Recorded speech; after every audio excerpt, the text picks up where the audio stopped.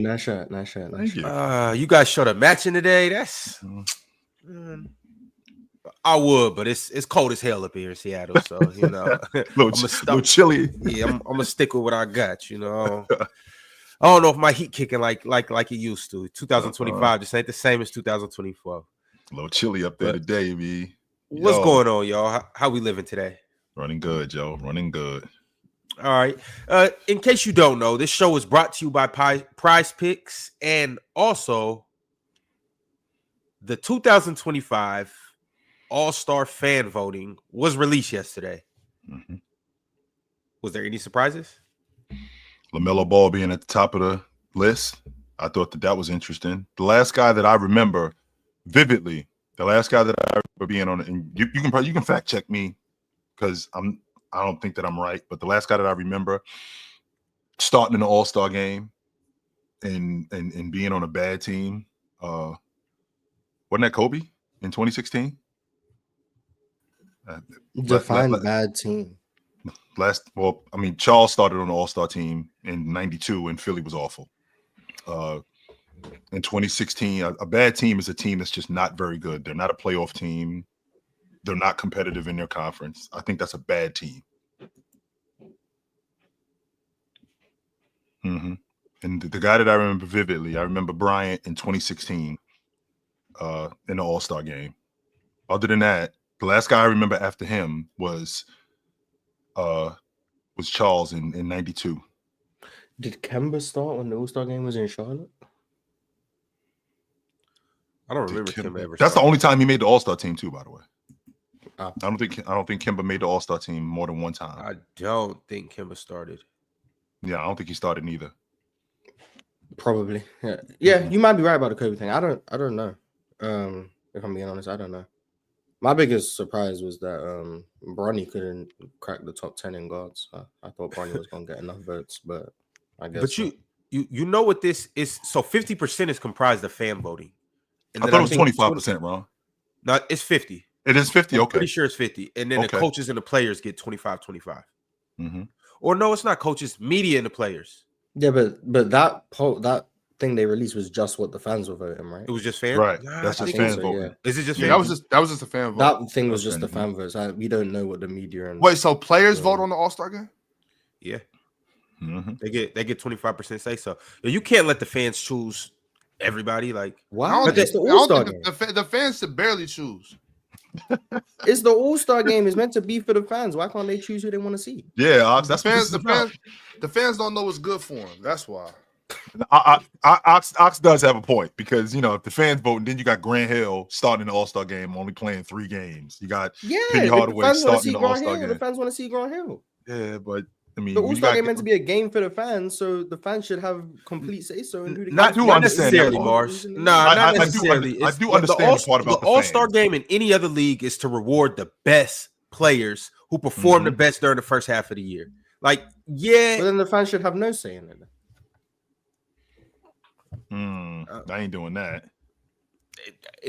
As long as the best players get in, I really don't care. If you outplay somebody, like for instance, I'm not too mad at LaMelo Ball starting. I'm not. He's averaging 30, 37 and 5. See, that's the fan. That's the fan that Ron talking. No, he has outperformed most of the other guys. All the other guys in the East. They won 5 games, Ron. Okay, no, it's not All-Star teams. It's All-Star game. Okay, right. This isn't all. This is not all NBA. It's All-Star. Right. You're right. You got a point. And if the fans want to see LaMelo Ball, I'm just trying to figure out why Darius Garland's name wasn't on the ballot. I'm still having a difficult time with that not going on. Why is Darius Garland's name not on the ballot? Because the fans don't want to see Darius Garland. Unbelievable. That's probably why, to Ox's point, we might have to check the fans. So, and to that right there, chill. LeBron in 22 started, and the Lakers were bad. They weren't as bad. The 22 Lakers were not as bad as the 2016. The 2016 Lakers won 20 games that year?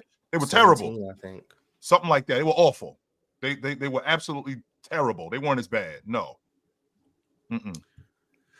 All right, Ox, do you have any discrepancies? Do I have any discrepancies? Yeah. Do I have any discrepancies? Brian, do you see where Domantas Sabonis barely even made it on here? That's so you my think only you think DeMontis an all-star this year? Come on, Mars. Come on, Mars. I'm just starting an all-star game. Hey, Ox, this is what I want you to do. I want you to take your Sacramento Kings fan hat off. I know how you feel about Domantas Sabonis, and I want you. Let's discuss big guys in the Western Conference, and I want you to discuss what Domantas Sabonis has been doing in the Western Conference as an overall play. Because I already heard how Ron said about LaMelo Ball averaging 30 a game. What has Domantas Sabonis done in the Western Conference to warrant him being an all-star over Sengun? Just over Sengun alone. Oh, over Sengun. I mean, what is Sengun's 6 on the list too? 22, 14, and 6 right now. 22, 14, and 6. He's leading the league in rebounds now. He took it over. I think he's right behind Cat. Yeah, he's still behind Cat. So not 14, 13, my bad, 13. Mm-hmm. No, he is leading the league. He just took it over. He's averaging 13.8. Cat's averaging 14.7. 22, 14, and 6. Come on, man. He's going crazy, chill. He's just such a solid foundation. You know what I mean? Right. He doesn't. I can't get started because I won't be able to stop if I get to talking about. That's what we have. That's why we're here. We're talking about the all-star guys in the Western Conference. Who are the candidates? If you think, I just on a serious note, though, I think Domantas he just consistently does his job. He's consistently cleaning the glass. He's consistently a presence on the block. He's distributing the ball. I know I go overboard and say he's the best big man in the league. I know there's Jokic out there. But besides Jokic, who is consistently impacting the game the way Domantas Sabonis is? And I think if we're being honest, and we're watching the games this year, we can all say Domantas Sabonis has stepped his defense up on the perimeter as well as at the rim. Well, he's always been a glass cleaner. Can we all say that? Can we tell the truth about this? I would say the Kings changed their scheme to benefit him more than he improved. But that's so bogus, Mars. That is bogus. I think that's what they did. I think that's the same thing Denver did to benefit Jokic. That's exactly what it means, Mars. I mean, if you give me better shoes and I run faster, what the hell does that mean? Does that mean that I improved? Yes. No, that means you gave me better shoes. That means the shoes made you look better than you are. No, that doesn't. Mars, mean this is coming from a guy that supports steroids. Yeah, I want to see the peak of human, but steroids is the peak of human capability. Okay, that's what it is. Okay, and I'm saying I think Sabonis has benefited from a change in the Kings' defensive scheme, and he's looked better within that, which is a good thing. Okay, I think anytime a coach and staff can put a player in a situation to look better, that's a good thing. I just don't think like he's become like a better perimeter defender in the sense that, oh, he moves better. I don't think that's what's happened. I just think they're playing a different scheme that he looks better at, which is still a good thing. And I'm going to give Sabonis credit for being more impactful defensively within that scheme. I don't think like he just became physically more capable. Isn't that good? Isn't that good coaching though? I mean, if I think so. You coach to your guys' strengths. So if to your point, if a guy is weak as a drop defender, right? As a drop defender, a guy is weak. So we might play a little bit more zone. So, or if a guy is weak as a screen defender, so instead we might not switch as much, as opposed to if he is that, we're going to allow our team to switch to put him in precarious situations. No, we're not going to do that. We're going to do everything we can to work with his strengths. Domantas Sabonis' strength, he's actually really good in terms of sliding his feet. Now, his hands might not stay as busy as I'd like for them to stay busy, but his hands are a little bit different. He does slide his feet. He's a damn good rebounder. I feel like that's one of his strengths. So if you use that I feel like we can say he's improved because we're highlighting his strengths. We're not lowlighting his deficiencies. Well, but in the offseason or anytime, you can work on your defense. You can become a better defender. 100% you can. There are certain things you can do to help yourself on the defensive end, whether it's getting your feet quicker, you know what I'm saying, with studying angles, learning angles, doing drills to learn how to beat guys to the spot, you know, learning how to put your body in front of people, learning how to stop your feet when you get to the restricted area in the paint. There are 100% ways that you can get better at defense. Defense is not all effort. I know a lot of people want to just write it off as defense is just effort. What'd you say, Chip? Did I freeze up, bro? Yeah, you are frozen on my side. Okay. But I can hear you. We can hear you though, so just keep going. I can hear you. No, I was listening. I was listening. I'm sorry. Okay. I was listening. Yeah, so I mean, for a fact, there are I know people want to just write it off that it's 100% effort. You have to try on defense, but it's more than that. You can learn how to play defense. You know what I'm saying? There are things that can help you with your defensive ability, and IQ is one of those things. Watching film, learning. That's a big reason on defense. I think you can 100% get better on defense. And to add to your point, Ox, with your defensive limitations, I mean, that's where coaching comes in. The things that you're not good at, we're going to do whatever we can to protect you from that. And the things that you are good at, we're going to highlight those things and we're going to showcase those things. If you are a good rebounder, we're going to put you in position to be a great rebounder, because I always felt like that's part of defense. If you move your feet, we're able. If you're good at moving your feet, we want to put you in position in pick and roll to hedge and be able to get back. And that's stuff that you can work on. Sure, I can get with that. Right. And if you're going to say that LaMelo should be a starter in the All-Star game because he's averaging 30, I'm going to say that Domantas Sabonis should be on the All-Star team. Because he leads the league in rebounding. Yeah, I'm not saying he should start, because there is Jokic, there is Anthony Davis, Victor Wembanyama is having a hell of a season, and they're all in the same conference as Domantas Sabonis. I think Domantas might be better than a couple of those guys, but I understand the world we live in. I think he should 100% be on the All-Star game. No doubt about it. After last night's game, they might have to do some rearranging and all of that. But we'll get into that a little later, though. I know y'all seen 33 and 15. That look real nice, huh? But before we get into anything else, I'm gonna pull up both sides of the All-Star ballot, and we'll see what the fans have voted as of right now. But before we do that, Chill, you have a super chat from Jake Fascione. He sent through a $25 super chat. He said, "Hey, Chill, what's your top 10 players this season?" Joker at the top, Giannis, Jason Tatum, SGA, Luka, Anthony Davis, Joel Embiid is still a top 10 player. Anthony Edwards, Donovan Mitchell,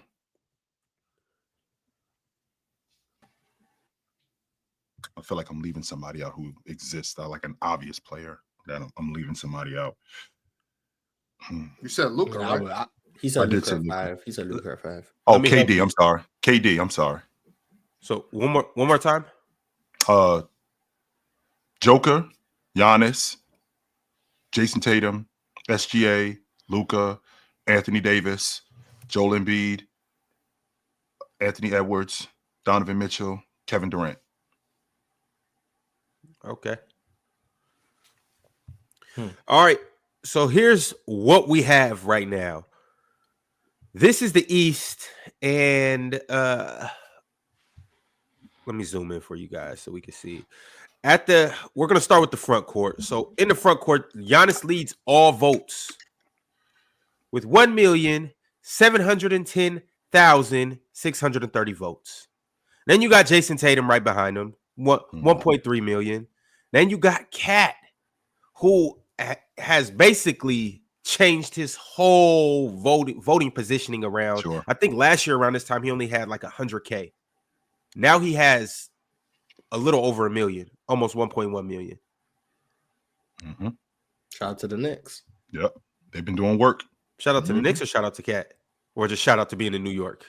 Yeah, that's what I'm saying. Like New York. Okay, I mean, they're not helping Brunson much, but shout out to. No, they didn't. They didn't help him last year neither. You guys complained about him not starting in the All-Star game. Meanwhile, I think like 50. He was 50,000 votes short for starting an All-Star game over Damian Lillard, and New York didn't vote. So that was your fault. That was They just didn't rock with Brunson for real. That's what it is. They just didn't rock with Brunson, but they working with Cat. Fault. They're working with Cat, so it's something. Now, I could use the logic that Cat's a local, but so is Brunson. I mean, his father's from that area.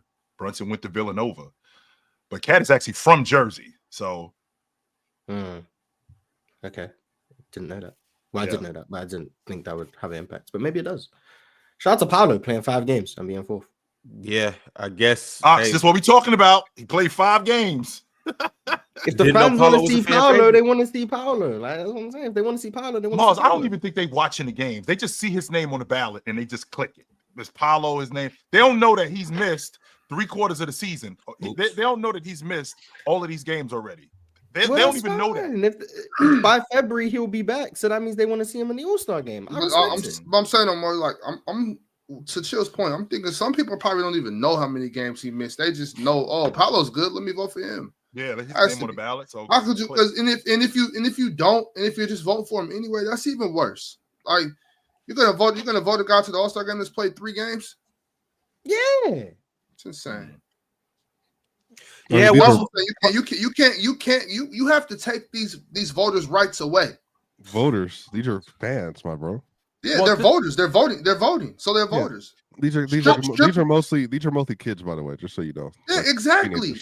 Goofy ass kids. Like Mars. They don't deserve their rights to vote. Well, remember, Ox, we did do something. We did do something about this because remember, the fans were entirely responsible for starters at one point. It wasn't any media, it wasn't any coaches or anything like that. There was a point. The fans were entirely responsible for the starters. That's how we got Grant Hill starting in the All-Star game after only playing 3 games. That's how we got Penny Hardaway starting in the All-Star game Wiggins. after only playing 18 games, right? So there was a stretch when the fans were completely and utterly responsible for all the starters, and then the coaches got to pick the reserves. That's the way that worked. So we did do something. There was something done about it. Yeah, well, we have Paulo Banchero at number 4 with almost about 484K. Jaylen Brown at 5, 433,000. Yep. Jimmy Butler coming in at 6, 257,000. Franz Wagner, who I believe he should be a little higher, but he's coming in at 7, 221,000. Joel Embiid, he's very low with 170,000 at 8. Shocking to anybody? Yes, because that's the same logic with Paulo. They just see Joel Embiid's name on the All-Star ballot. Joel, so that's why he doesn't get many votes. Well, yeah, I was talking about the opposite. I would expect Joel to get more votes, even if he only played 1 game. Did you see him yesterday versus the Warriors? That man looked like he needed more votes. He was awesome. He was getting busy. No, he was awesome yesterday. No. Even though I turned the game off in the 3rd quarter. He would have hit my parlay if he would have played in the 4th. But that's what it is. No, he was lost in no man's zone on defense most of the night. You just can't move the same. Oh, so we're judging his defense. Yeah, I'm not listening to Swipe. No, that's cool. Okay. Agendas all around. Agendas all around. Agendas all around for Mars and Ox. I get it. But no, defense matters. All right, Paul George has snuck on this list with 167,000 at 9, and Evan Mobley at 10 with 145,000. Once again, with the front court, is there any surprises with the fans? Yeah, Evan Mobley has no aura, obviously, because he should obviously be a lot higher than that. He should be higher. Evan Mobley should be higher than everyone on this list, not named Carl, Tatum, and Giannis. But again, this is not about who plays the best. You have to have a brand in the NBA, and you have to play for a market that people care about. Evan Mobley has no brand, no aura, no real market. And so therefore he's at the bottom. Ron, you laughing? Nobody care about Cleveland if James ain't up there. Nobody cares about them. Nobody. Chill. I mean, here's the thing though. Especially when it comes to fans and attention and stuff, they do some winning up there. Yeah, they'll start getting some votes. I mean, you see Donovan Mitchell up there, up at the top. Donovan Mitchell getting outpaced by LaMelo Ball. Please. What'd you say? He's getting outpaced by LaMelo Ball. As he should. Ron, you talking about winning? They got the best record in the NBA. Yeah, but nobody really tripping off. Right, nobody cares about that. I'm saying like they make a deep playoff run and then they come back and do it again and then maybe do it one more time. He'll get the respect he deserves. Hey, some people can take an elevator to the top. Some people got to take the stairs. Unfortunately, Evan, you in Cleveland, and unfortunately, you are the 3rd, sometimes 4th best player on your team on any given night. And sometimes he's the best player on his team. And that's true. And not them other dudes can say that. Jared Allen can't say that. Can't say what? That he's the best player on the team on a given night. He can say that. He was against the Lakers the other night. Yeah, he sure was versus the Lakers. That's a fact. He sure Darius was. Garland was pretty good back then. Yes, he was. He was fantastic. 12 But of yeah, 14, I mean, 27 I points. could say Jared Allen a lot of times might be one of the most impactful, most important players on this team. Similar to how I look at OG Anunoby, Right. where I can obviously see he's not better than Jalen or Carl, but he might be more important, more impactful on any given day. I could say the same thing for Jared Allen. All right, well, let's jump over to the guards in the East. This is what we're looking at, fellas. At the top, obviously, is LaMelo Ball with just under 1 million votes. He got 947,000. Obviously, this is kind of problematic because his team is at the bottom of the East. But hey, he's on there, and he has the second most of all guards. So he actually has more votes than Luka. Only person that's outpacing him is Shea. This is who which audience has the least amount of ball knowledge, NFL or NBA? I don't know. I don't really be locked in with NFL fans. Well, if you saw the Pro Bowl voting crazy, came bro. out, they're nutcases. But Bro. what the does Pro Bowl All-Star voting voting came have out. The to- what Ravens does had All-Star 9 voting have to players do and with ball 5 knowledge? players off their defense and 2 from their secondary, even though they had one of the worst secondaries in the NFL this year. So it's also like a name brand thing. But what does ball knowledge have to do with All-Star voting or All-Pro voting? What does ball Pro Bowl knowing voting? have to do with it? Yeah. Well, I think the idea of the fan voting or a voting period is that you would be able to kind of select based on watchability who the best players are, but also I think who who has the most fan engagement. So I think those two things are mixed in the NBA. But I think like ideally you would want your fans to like, oh, these are the players that have played the best. But I think the problem is like people are so attached to names because I think it's harder to find. But I also think this is part of the NBA. If they don't market players well, like if they're not telling the story of Franz Wagner this year, or they're not telling the Evan Mobley story this year, or the Donovan Mitchell story super well this year, that's where I think they can get like what you're looking at with the voting now. Like where you're getting Paul George, Embiid, Paolo Banchero. Like these players aren't really playing. You know what I mean? But how was that the NBA's problem or job to make sure that you're watching the games to know what's happening? You just want if you just want to be out here voting without any information. Uninformed voting is the problem. You're voting uninformed. Do your own research. How can I blame the NBA for not telling the story? People don't really do that though in voting period dogs. Yeah, well, I know. You know, that's never mind. I was about to say something. Never mind. Swipe. I'm not gonna tell you. But he's about to talk him into something, Swiper. So stop, yo. Yeah, Swiper, you almost had him. but Swiper though, like how is it the NBA's job to make sure that like I shouldn't have to tell the story of Franz Wagner? You should have been tapped in. You should have been watching the games. You don't have to watch every game and every second of every game to know how Franz Wagner's been putting in work this year. Right. To vote for Paul George above Franz Wagner, I think it's borderline criminal. Well, if that's the case, then Ox, then why are you putting us in charge of having these people being seen? Because this is what we're talking about. We're talking about the fans, and if you are a fan, I'm expecting you.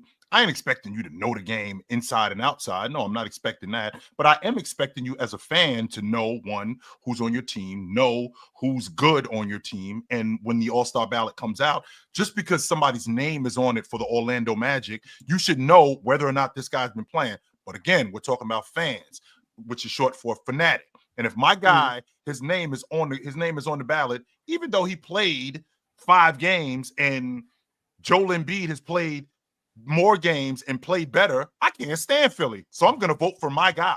That's just me being a fan.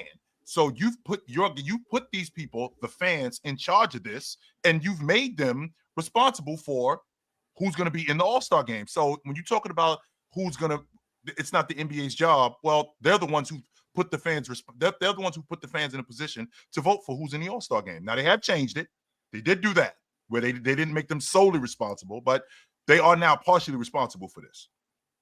Right. Well, I mean, I'm looking at the chat and I see most everybody are kind of on the same wavelength that Mars is on right now, and I guess I got to respect that. You know what I'm saying? A lot of people they're not really tripping about what's that wavelength. More. Well, not really. Who we want to watch? That's who we vote for. It's more so about who's my favorite player. Who do I want to see in the game? And I can respect that. I can respect that. You know, that's fair. I don't really have a problem with it. I guess as much as I just think it's kind of like.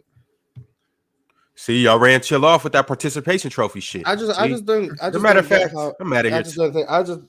Merry Christmas. I just don't think that's the measuring of being a casual or not. Like, I'm gonna put it all the way out. I voted for Bronny James every day. I know I'm not a casual. I know basketball more than 99% of people who are voting. I promise you that. I know I do. But I voted for Bronny because I want to see LeBron and Bronny in the All-Star game. Who do you think should have the most voting power? Because I know you don't like the award stuff. I think the fans should have 100% of the voting power. Do you think for 100%? Yes, I think the fans should decide. So no checks and balances at all. I think the fans should decide who's in the All-Star game, a game that is made for the fans to be entertained. Yes, I think they should decide who's in that game. So how does performances weigh out then? Like if I'm a dude that's averaging 32, let's say 32, 6, and 5. I've been balling. My team is, let's say my team's a 5th seed. We might not be at the top, but we're playing good. I'm balling. Are you entertaining? Maybe not to the fans. Let's say I got a boring game. That's tough. But I'm getting it done. Then that's tough. You're not an All-Star. That's tough. Good basketball is entertaining. That's crazy. That's crazy. That's tough. You're not an All-Star. That's the issue, Mars. But see, Mars, what you're asking for right now is the reason a lot of people are turned off from the NBA. What some people consider as entertaining is terrible basketball, and after a while, it just tastes like shit.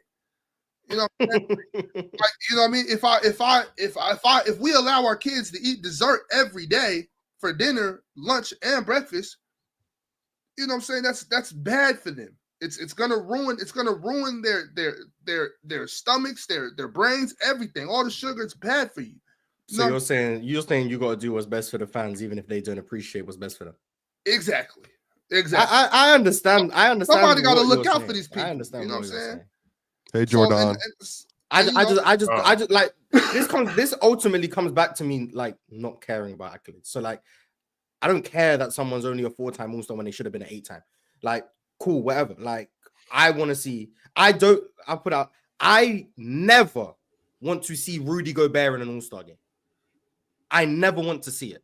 Do you think he deserved to be in an All-Star game? Yeah, he deserved. In terms of his impact on the game during those seasons, yes, he's deserved to be an All-Star. He's provided All-Star level impact in multiple years. But there will never be a season in which I want to see him in the All-Star game. There are players who are clearly worse than him who I would much rather see in an All-Star game.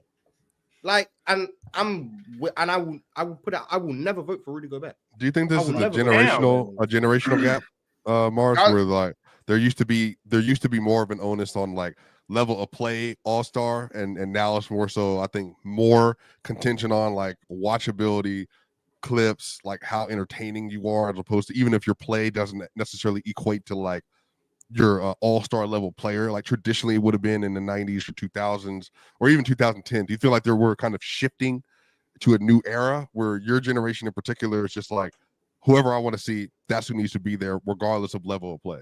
Mars, and while you answer that question, also answer, what about Jokic? Would you like to see Jokic in All-Star game? Okay.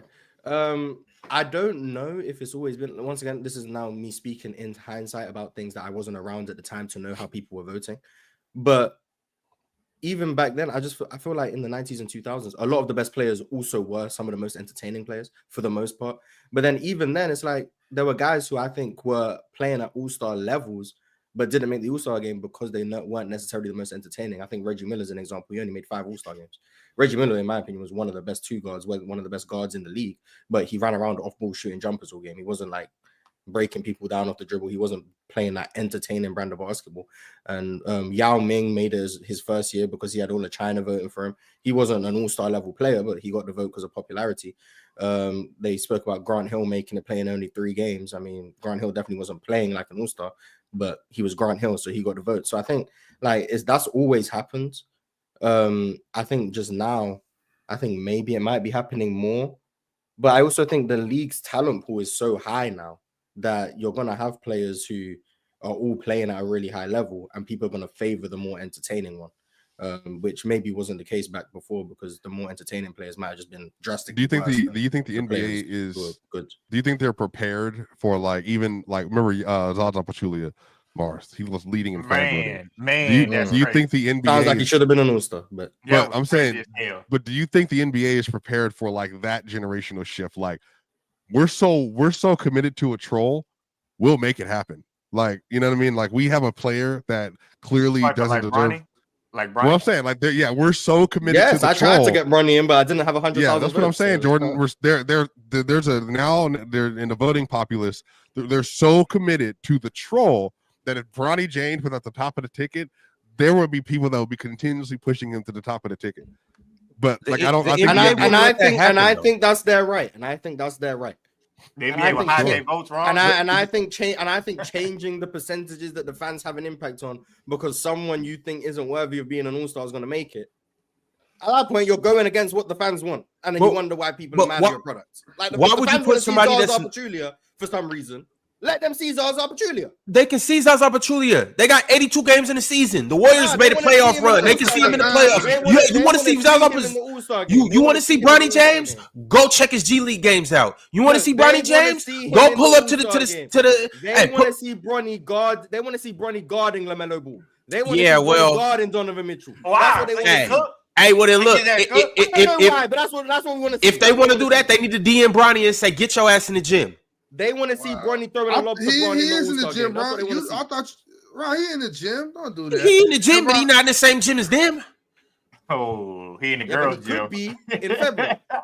He in the auxiliary gym. He in the auxiliary gym. He ain't on the main stage. I just don't. Thank you for calling it the auxiliary gym, Jordan. We don't call it the girls' gym no more. My bad. That's not politically correct. The auxiliary gym, my bad.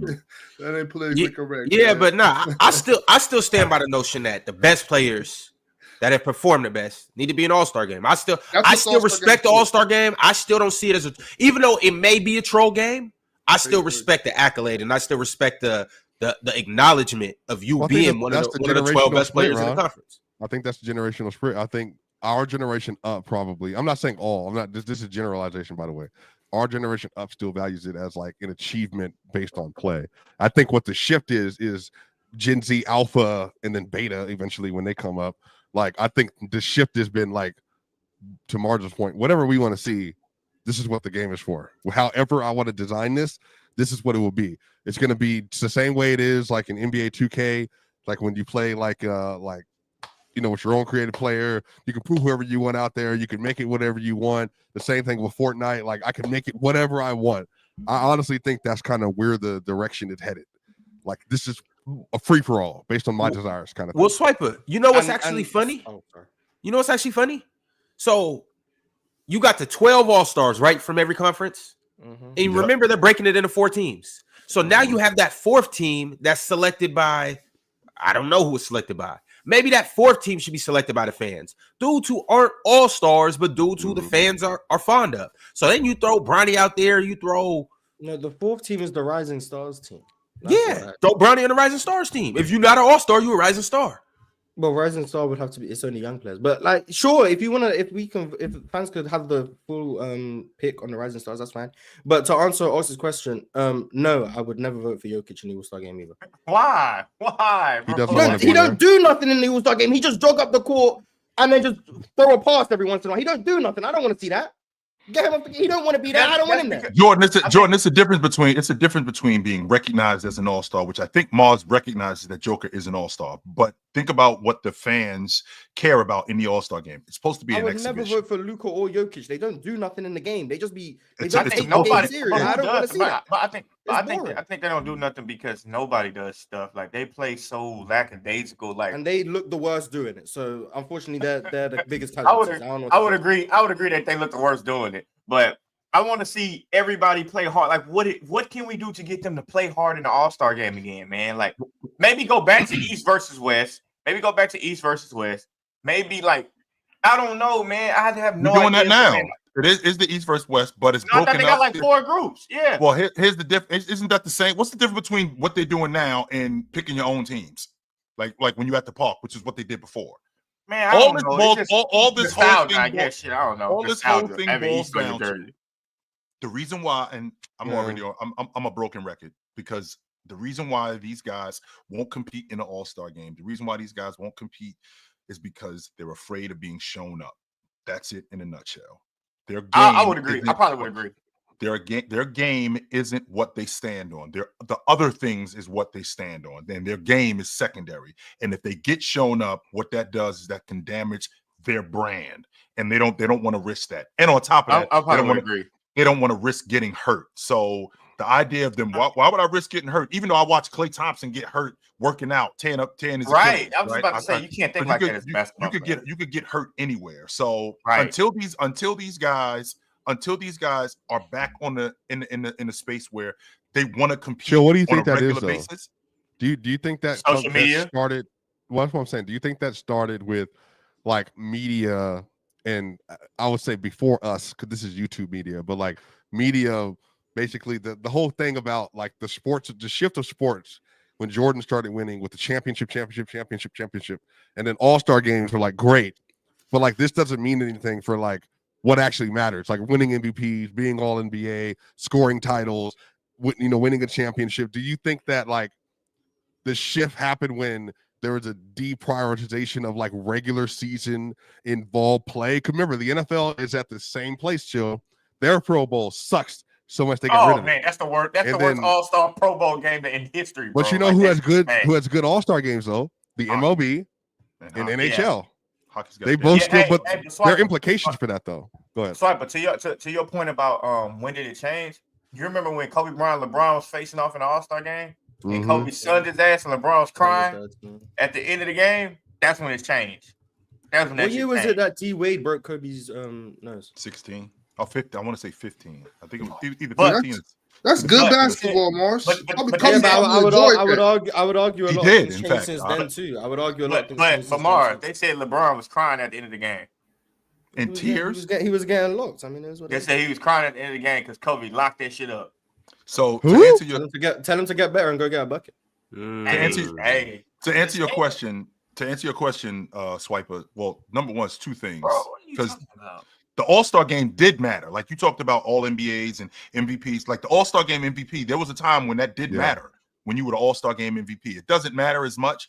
I feel like in addition to contracts being what they are and social media with guys, with things being instant. So like if you get crossed up, we can put that on Twitter, we can put that on the internet, and you can quickly see it and it can go viral, and guys aren't really keen on getting embarrassed instead of them just worrying about their games. They don't have to worry about that anymore. They worry more about their brand, and they worry about other things that they have to invest in, and that could jeopardize that if I get embarrassed. So I think it's coupled with the contracts and the money that they get up front and what social media has brought to the table.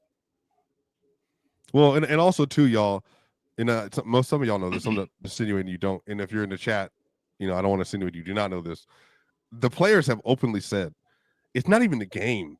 We're tired from all the all-star stuff, the festivities, the interviews, the meetings, all the stuff you do with the NBA, the off-court stuff, which again is phenomenal. The stuff they have, the requirement they have for community services. It's a lot. The whole lead up into the all-star game is not restful at all. And so I think for them, they're like, well, I don't want to give 100% to this. And then 2 days later, Chill, I got to go back and start a grueling regular season again, where they're playing versus the most spaced out NBA and the most physical NBA ever. I actually think like two things. So I was about to say, Swiper, do you think there's a coincidence that back then they appreciated it and they was getting paid less money, and now they're getting paid more money, and all of a sudden we got these bunch of damn excuses? I mean, but you think there's coincidence to that? But that's the same thing with anything in life, right? Once you get obscenely wealthy, I think it's hard to care about the things that you used to care about. I think that's typically like how life works, right? So maybe, but in your career, that's why I be like, boo-hoo. Show up, do these interviews, sign these autographs, be where you're supposed to be, get back on that plane and get back to the regular season. I don't want to hear no excuses. I don't want to hear no crying. Because Drake was making bangers, and then Drake figured he could make more money, and then he came out with "Find My Love." Hey. That was a banger. Then, no, it wasn't. That song sucked. It was. That was a banger. That was a banger. It's people that thought you might not have thought it was a banger. It was people that thought it was a banger. But here's one thing though.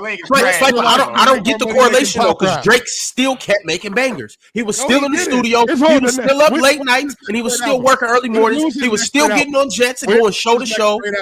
When was the next great album? Okay. Well, wait a minute. Wait. I don't know what music is in the ear of the beholder. No, we getting off the rails. To Swiper's point. The Drizzler's legend. Get back on. Okay, so we getting off the point here. Swiper, to your question. Number one, the NBA. These are the least amount. I think last season this is the least amount of back-to-backs that they've had in the history of the NBA last season. That's number one. Number two, the All-Star game, it's now a week. So it used to be the All-Star game was Sunday, and we get right back to it Monday or Tuesday. These guys don't play for almost another week. So they've been off for almost, and that doesn't include the guys who play. We're talking about the guys off the floor. You've been off since last Thursday. So we're looking at over a week that you've been off. Number three, you have people at the All-Star game who you can tell, okay, this is what I'm doing, this is what I'm not doing. Because they will run you to death if you allow them. It's not like you don't have say-so on what it is that you want to do. I went to the All-Star game in 2001. I told Shaq, I ain't coming again. I'm not coming again because it's a lot of running around. Now, these guys today have a power of attorney where they can go, yo, I'm not doing that. I am going to do that, but I do need time for this. You have time to do these things, and they do them. So the idea that now— But you don't think the money has anything to do with it? One more time. You don't think the correlation, like you think it's coincidence that the more money that they get, the less that they're doing? You think there's a coincidence to that? I think that has a lot to do, and not just the money they're making has them doing less. I think that spills over into the game because again, I have a reputation to protect, and my game isn't my reputation. The other things are my real reputation. That's why I can't really play like I want to play because I might get embarrassed. Right, crazy, man. That shit. But to your point though, Chill, it was KG that said that another reason why it's so important to have vets around you. The fact that they're trying to make the NBA so young is not just about youth, but it's also about control. We all know it's easier to control the youth as far as, you know what I'm saying, when you're giving them something, they think, oh, I'm thank you for this, like you're not working for it. You know what I'm saying? KG was one the first person I heard who said that. Your vets will teach you when you go to the All-Star game, you got to say no, and you're allowed to say no. These youngsters, a lot of them don't know that they're allowed to be like, oh, I'm not. Because they know vets on the team. They the vets. Yeah, a lot of the youngsters don't know. They don't know that they got control. They got the power. They can be like, I'm going to this. I'm going to this. I'm not going to anything else. Yeah, I heard KG was the first person I heard say that, and I didn't really even like me. Obviously, I wouldn't know because I've never been involved in none of that. I wouldn't know that. So when he said that, I'm like, that's a good point. Did I say 2001 swipe? I meant 2002 when the All-Star game was in Philadelphia. That's what I meant. You know what All-Star game should have been in 2002, Chill? In Sacramento. No one would have gone. Man, that 2005 All-Star game in Denver, nothing was like it. Nothing was like it. Y'all had to be there, bro. Y'all had to be there, man. What a time. The one in 2004, was it 2003 in Atlanta or 2004? That was a good All-Star game. We've had a bunch of different good All-Star games. The one in 2016 up in Toronto. Chill. The one All-Star game, the 2030 in Seattle. That's about to be crazy. I'm gonna be there. But in the meantime, no, Chill. We got another super chat from Maradi Tanzambi. Maradi said, Chill's Wi-Fi stopped working after I sent my super chat. You gonna get these strokes, Chill? What? Pause. What? Ron, read my super chat addressed to Mars about Chill. He needs to answer why he lied. Hey, okay, first of all, number one, I didn't lie, Maradi, whatever your goofy ass name is. I misspoke. Instead of it being 4 years, instead of it being 5 years, I apologize. He played 4 more years after 1997. Charles Barkley retired in 2001, 97, 98, 98, 99, 99, 2000, 2000, 2001. My fault. It was 4 years instead of 5 years. I'm not purposely saying that he played 5 years and I got it right. What the hell are you talking about? What does he mean? You gonna get these strokes? By the way, like a stroke, actual stroke, stroke. Like so why would he say you gonna get the stroke? What's a stroke? What's a stroke? What he thinks he's bringing? He thinks he's bringing smoke. But what you are bringing is super chats, brother, and we really appreciate that. Thank you very much. But Ox, what kind of stroke you talking about? Mean? Like what? I don't know what stroke are we talking. Stop with this, man. No, what stroke? What? Like a stroke can go a lot of ways, bro. Like a stroke. No, it's not like Charles Barkley played 1 more year after 2000, after 1997. He played 4 more seasons after 97. My fault instead of 5. I apologize. Yeah, I guess so. Yeah, well, chill. You know, it's different strokes for different folks. So that's kind of what it is. For sure, Ron. Brand said, quick question. Didn't Chill say Wemby was the best player under 25? So how is Ant in his top 10, but Wemby's not? Hashtag Chill 2025. We did talk about that. Yes, we did. Well, answer it. I didn't know it. Well, help me understand. How is that possible? Because Wemby's he's in the Julius Randle. No. Just let Chill answer. I really want to understand that. How does that work? We actually had this conversation, and I might have misspoke on that too. So, Chill, would you like to redo your top 10? No, well, is Ant better than Chill, we all got to come to this crossroad. I'm coming to this crossroad too with certain players. I'm not going to put myself in the spot. But coming into this season, I might have misspoke about Wemby being the best player under 25 because I don't think coming into the season he was better than Anthony Edwards. No, I don't think that. And Ant been playing like trash. Up until this point, I don't think he's playing like trash, but he just hasn't been good. Up until this point, I still don't think that Wemby has been better than him. And I don't think Wemby's a better player than Anthony Edwards. This year? He might be playing better now. He might be playing, but I don't think he's a better player. But Chill, can you still explain the under 25 comment? And how is he? So again, so let me explain myself. I may have misspoke about Anthony Edwards, the under 25 coming into this season. I don't think Wemby was better than Anthony Edwards to start the season. I don't think Wemby was the best player under 25. I think it was Anthony Edwards ahead of him. So I do think that Wemby has been playing great. But I still don't think he's better I don't think he's better than Anthony Edwards. He might be playing better right now, and I won't argue that. He may be playing better right now. But that video wasn't before the season. It was a month ago. And again, he's still playing better. I still don't think that he's better. Like I said, I might have misspoke about that, but I don't think he's better. Okay. No. Well, I don't think he's better. And also, a month ago, Ant was still damn near on fire, leading the league in threes. His 3-point percentage was still doing that. He's still leading the league in threes, by the way. He was damn near averaging 30. And Wemby hadn't yet turned it on yet. Like 26. He's up to 26. But... Hey, it's not TP not leading the league. I thought it was TP. No, it's Anthony Edwards. I think it's 127. You talking about May? Okay, you talking about May. Yeah. You talking about percentage. Okay. Yeah. I don't know if he's still leading the percentage though, but no, I don't think he is. 50% though. That's it might be Jokic, but yeah, Jokic is leading in terms of volume, but there's somebody else out there leading with more because they just have less attempts. Yeah, that shouldn't count. You keep saying that. You keep saying that.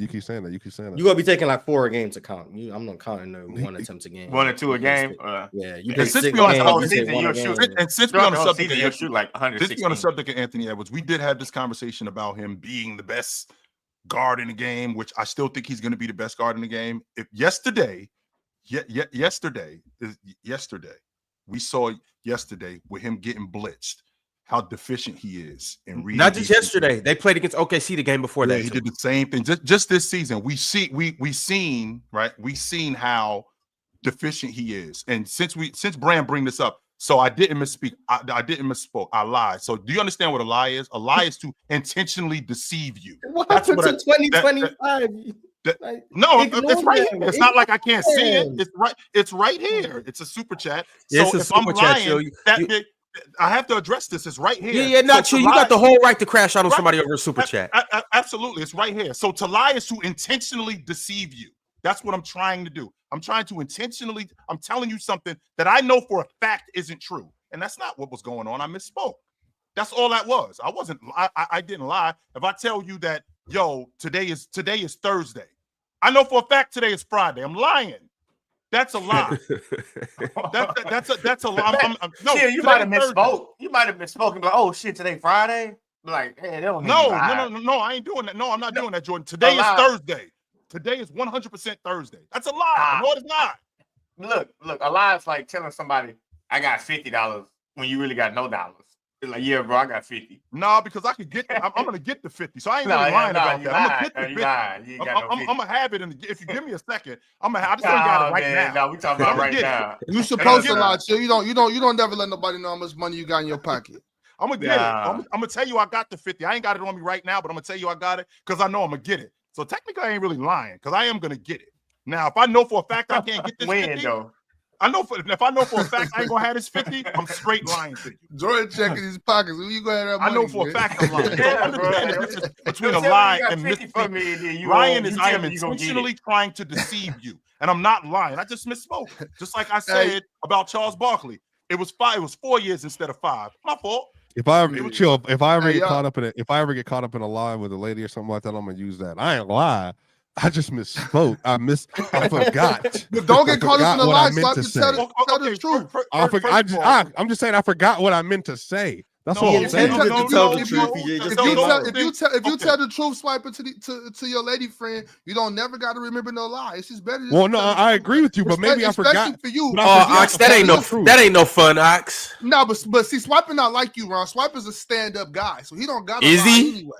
Oh, he is. Ron, you do got some scum. Man, in look. you, Ron. Man, look. All you do is lie. Chill. It's all got- fun and games. All You you do got need some to scum do in is that, remember Ron. your lie for 2 days, bro. A pinch. You remember your lie. Hey, y'all remember your lie wait a for 2 minute. days, bro. y'all It's better over. not, better not never. Oh, Jordan, no money. sure. he coming for that. Hey, I'm just telling you, man. All you gotta do is remember your life for about 2 days, bro. That's how long it's gonna last anyway, bro. That's First- not 2 gonna days. First 2 of all, days, bro. What It's chicks you gonna dealing last with? long. that is not so true, serious. Jordan. I Yo, don't know what you chill talking got about. They the ones I deal with is FBI agents. No, but Yo, y'all back in my take Jordan, y'all I'm take still too telling long. That's why y'all Jordan, take too long. I'm still telling the same lie No since reason to lie to you. 2013. What you Nah, talking about? man. My guy. Y'all take too long, gang. 2 days. Swiper, all you can need, swipe. bro. You can tell your Swiper. You can tell your lady you took the garbage out. She might not be home. The garbage still there. You ain't take it out yet. Taking the garbage out. Just didn't take it out yet. By the time she get home, the garbage is gonna be taken out. But chill, you ain't really lying. you know, Swiper lazy though, and he Yeah, there you go. he got narcolepsy too. So what happens if he Yep. just falls asleep on the couch? Okay. Then what? Yep. Exactly. Swiper, ain't no way hell you just falling asleep just out of nowhere. Hey, you'll see Beck's PC weekend. No, Swiper, don't tell me you was just falling asleep out of nowhere. Nah, bro, I'm a night owl. I'm a night owl, bro. I can't keep up with Ron, but you know, I do be up. I do be up for sure. Hey, did you see did y'all see Gilbert Arenas the Nick Young clip where they asked him what's something nice he's done for a fan? No, I haven't. I didn't see it. Oh my gosh, Jordan, bro, please go watch that, dog. That was hilarious, bro. I had to watch it. I didn't see it. But all right, y'all. I got one more super chat, and then we are going to get into our nice and delicate segment of the day. But MP13 said, I think it's a shift in media consumption. What other media outlets do people really sit for 3 hours every day? Question mark. People enjoy bringing shows to its finality, but Binging shows. people love binging shows to its finality, but I don't believe people really want to consume 3-hour content daily. They watch this show every day. Yeah, but a lot of people watch us with like they're doing other things and like they have us on in the background so they can hear us, but they don't have to directly watch us. Sit down and watch. Yeah. Yeah. I don't know how sports center. Watching NBA games, like you have to sit down and watch for 3 hours. That's like the difference between what this is and other stuff. All right, y'all. Well, just in case you don't know, now you do know that the show is brought to you by the good guys over at PrizePicks, where you can run your game, control your game, and win your game. That's right. It's time to stop talking, and it's time to start playing with PrizePicks, the simplest, most electrifying way to get in on the NBA action. Now, let me ask you something. Who's draining threes like they've got the Splash Brothers in their DNA? Who's out here dropping no-look dimes, channeling their inner Magic Johnson? Well, with PrizePicks, you could play daily NBA contests and make your picks on the best players in the best game in the world. It's you, the fan, stepping up and making the plays. No excuses. Y'all vote on All-Stars, so vote on making some money in your pockets. Are you a rookie in the game?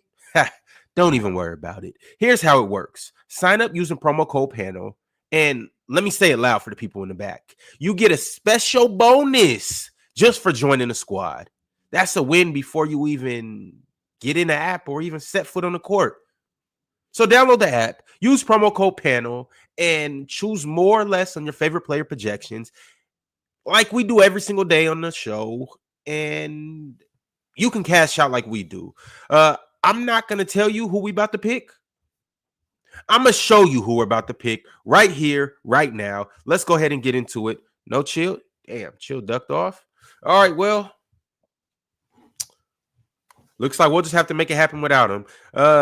Last night it was some L's taken and it was some dubs. You're not taken. talking about what happened last night. All I know talk about it.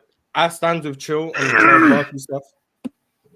What you mean? Because there is no way in hell this 6'11" run and dunk man can't dunk 3 times. There's just no way.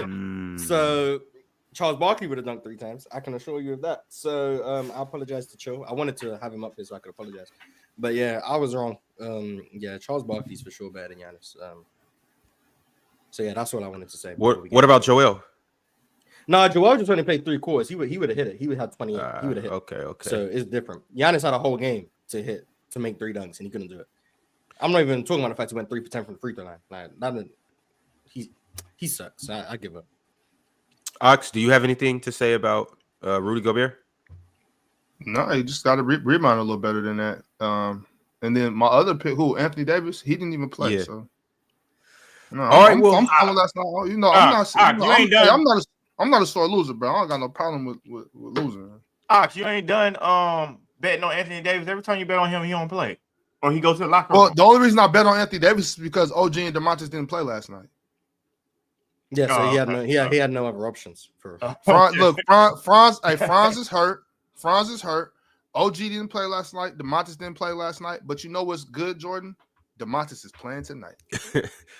All right. Well, as of right now, Chill is 6-10. Ox, you are 6-9. Mars is 5-11, and Ron is 7-9. But let's go, Ox. You got to make 2 picks today. Mars, you got 1. I got 1. No Chill, so we'll chill. Okay, well, I'm gonna start with DeMontis. 41 PRA. That's easy money. It's another day in the office. Do the Knicks play today? Yep. Okay. Yeah, play against. We play. Okay, they play OKC. Oh, that's a good game.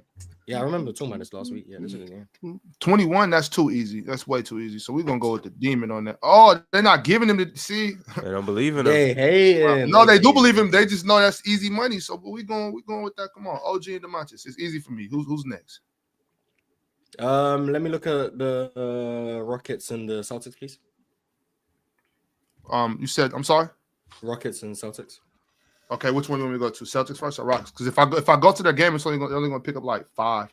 Oh, let me see. Let me see what Houston got going on. Houston, okay. Oh, Şengün only at 21. I can check out the team at 24. I mean, he's playing. KP's out, right? But Al Horford. Yeah, I know. But Boston still be switching everything. That might be a Şengün type of game. Keep going now. We're gonna revisit that 24.5 then. Jalen Green's been good in Houston too, by the way. Yeah, but he playing Boston, so he gonna stink. Actually, yeah, what's Jalen Green's less? Let me look at that. Not Jalen Green, I'm sorry. Jalen Brown, I mean, he's been good in Houston. Jalen Green under 19.5. He just had 22 last game. So the odds are he's probably gonna have 7 tonight. Yeah, let me take less on Jalen Green points. That's my pick, yeah. Less than 19.5? Gotcha. Yeah. All right. What now? Chill, what I you only got? got 1 pick. I want to see Jalen Brown. What kind of action am I going to get with Jalen Brown? What kind of action we got with Jalen Brown? Because he's good in Houston. I don't know what it is about Houston, but he's good in Houston.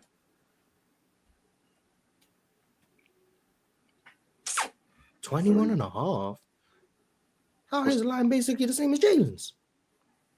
What's the demon on Jalen Brown with that 21.5, Ron? I'll take that. Yes, I'll take that 25. I think he's better than 25 against them tonight. Mm-hmm. Okay, gotcha. Yep. All right. I'm in a toss up on whether I want to do LaMelo points and rebounds, or whether I just want to do SGA points but I ain't gonna do that. I'm gonna do something that's a gimme. Type in my nigga Lester. It's funny, but do you know who Lester is? That's so crazy. Hey, Ox, zoom in so everybody can see Lester. Why you call him Lester, Ron? Because them Lesters be hitting. Because them Lesters be hitting. That's why. Now, Jamal Lester Murray has 32.5 PRA. Hey, Ox, I think you know what to do. 22. That's what he's at 22, 3.8, and 6.5. So what is that? So 22, so 4. He's averaging 32. I think 32.5 the last month and a half almost. So I mean, what's he averaging on the season? Well, season he's up to 19.8, 6 and 4, I think, something like that. So 20 a game. So 20 a game is averaging. Yeah, well, Stephon Castle gonna have him in jail, and Russ gonna have to save him. I'm not gonna lie to you. That Lesser is probably over now. He'd averaged, like I said, since December 1st, he's averaging 22.5 on 48, 43, 90. So he's kind of bad. Hey, what they say? Top notch, get the most, not the what? Less. All right, let's zoom in on this because this is what we rocking with. We got obviously Domantas Sabonis. No. PRA 41.5 more. OG Anunoby 21.5 PRA. Ox, more. Man. Jordan, he can't help himself. Hold on, one second, Ron. Chill on which one? Well, these are layups, Jordan. Yes, no, they are. Domantas. Wild as hell. I'm not watching OG Anunoby. That's a layup, yo. OG Anunoby, not Domantas. OG Anunoby is 100% a layup. If the demon was available for Domantas, I would take that. It'd be like 44.5. I agree with the OG. Domantas against Jaren Jackson, that's like 19 rebounds right there. Just watch, Jordan. Just watch. He might have a 20-20 game against them. You fight that?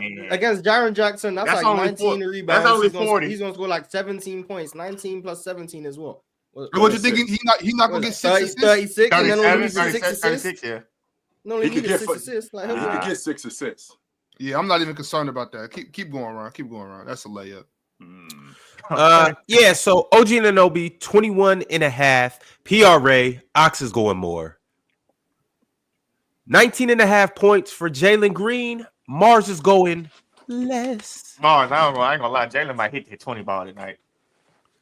That's the thing, because Jalen liable to take 24 shots. Yeah, he might hit that 20 ball. That's what's going on. That's why I was thinking I might just go PRA. Also is gonna shoot a lot of threes too, so the Rockets will get more possessions. So Jalen Green gonna shoot some badass shots too, by the way. Yeah, but I'm betting on the fact that he's just gonna be missing the bitches tonight. That's what I'm betting. Jalen Green, to me, this season, Jalen Green has become the epitome of $1 million move and a $10 shot. Hey, boy, when I was talking that heavy talk at the beginning of the season, y'all was not with me. Nah, when he was shooting Anthony Edwards numbers from 3, it looked good. Yeah, he was making it. He was shooting 33% from 3. I was moved. I told Mars at the beginning of the season, man, don't fall in love with this bullshit. Don't fall in love with this bullshit, man. I'm telling you, I seen his ceiling. Hey, man, when he making 40% of his threes, he looked like a solid player. All right, y'all. We got Jaylen Brown on a demon pick, more than 24.5 points. And last but certainly not least, hey, y'all, this is what makes the whole thing right here. This is what's gonna give us the ultimate payout. It's going Jamal Murray, 32.5 PRA. Less. Ron, hold on, Ron. I just what's up? But I'm saying, like, I knew you're going off of like October, November. I just don't know if that's a good. That's what he's doing, Swiper. Sure. That's exactly what he's doing. No, I've hit the last 3 times. Yeah. I took the top. Swiper, say it with me. The last time I took the less. I think he's averaging. I want to say he's been averaging like almost like 27 points versus 20 last 2 years. So we'll see. Top notch, get the most, not the lesser. All right. Swap, what you know about that song right there, boy? What you know? I don't even know what song that is, bro. Say it again. That's crazy. You are smart. You know that song? Say it again. I don't know. Top notch hoes, get the most, not the lesser. Some money on the dresser. No, boy. I'm more of a Master P fan myself. You not down with UGK? That's crazy word. UGK, bro. I've never been a UGK fan, bro. Now, Master P, shake it like a dog. Shake what you got in them jeans. You know what I mean. I'm country. You country. We country. It's a free country. Swiper, bro. You was in them parties, Q dogging it up, bro. You had to be, because ain't no way you. I ain't no Q dog. I ain't no Q dog. I was about to ask that, Swiper. You a Q dog? He was Q dogging it up, bro. He had to be. Chill. He had to be if he on that. I would never be something I ain't. So no, you'd never see me wearing no purple and no gold. That ain't my squad. Shout out to them though. Shout out to the Omega Man. That's what it's about. So shout out to the Omega Man. Swipe. I was just about to say he gotta be. You gotta be some swiper, because ain't no way you just Master P in that shit up like that. Ain't no way. All right, y'all. We about to transition back to these super chats, and then we got to get back to the guards in the East as well, and then we'll get over to the West. And also, it was a couple players that were named players of the month in December, so I want to acknowledge those guys too. But before we do that, LaFlame has been a member for 9 months. He said, "Little baby beat the washed allegations." Did he? Little baby. I didn't listen to it. But I will, because that shit is annoying though. One of the songs I heard, that shit was trash, but I'm gonna have to listen to it to see if he beat. What about LiAngelo though? I ain't even listen, bro. I can't entertain a basketball player trying to be a rapper. Hey, you better entertain this. He dropped a bang. Jordan Dame. I heard he was going viral. Nah, LiAngelo can rap. Dame Karan, Jordan. Dame is on a song with one of my favorite artists from the Bay Area.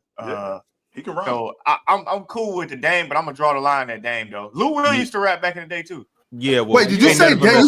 You said Dame was one of your favorite artists from the Bay? No, he said Dame is on a song with one of my favorite artists. Okay, I was about to say Jordan. Please come home. Hell nah.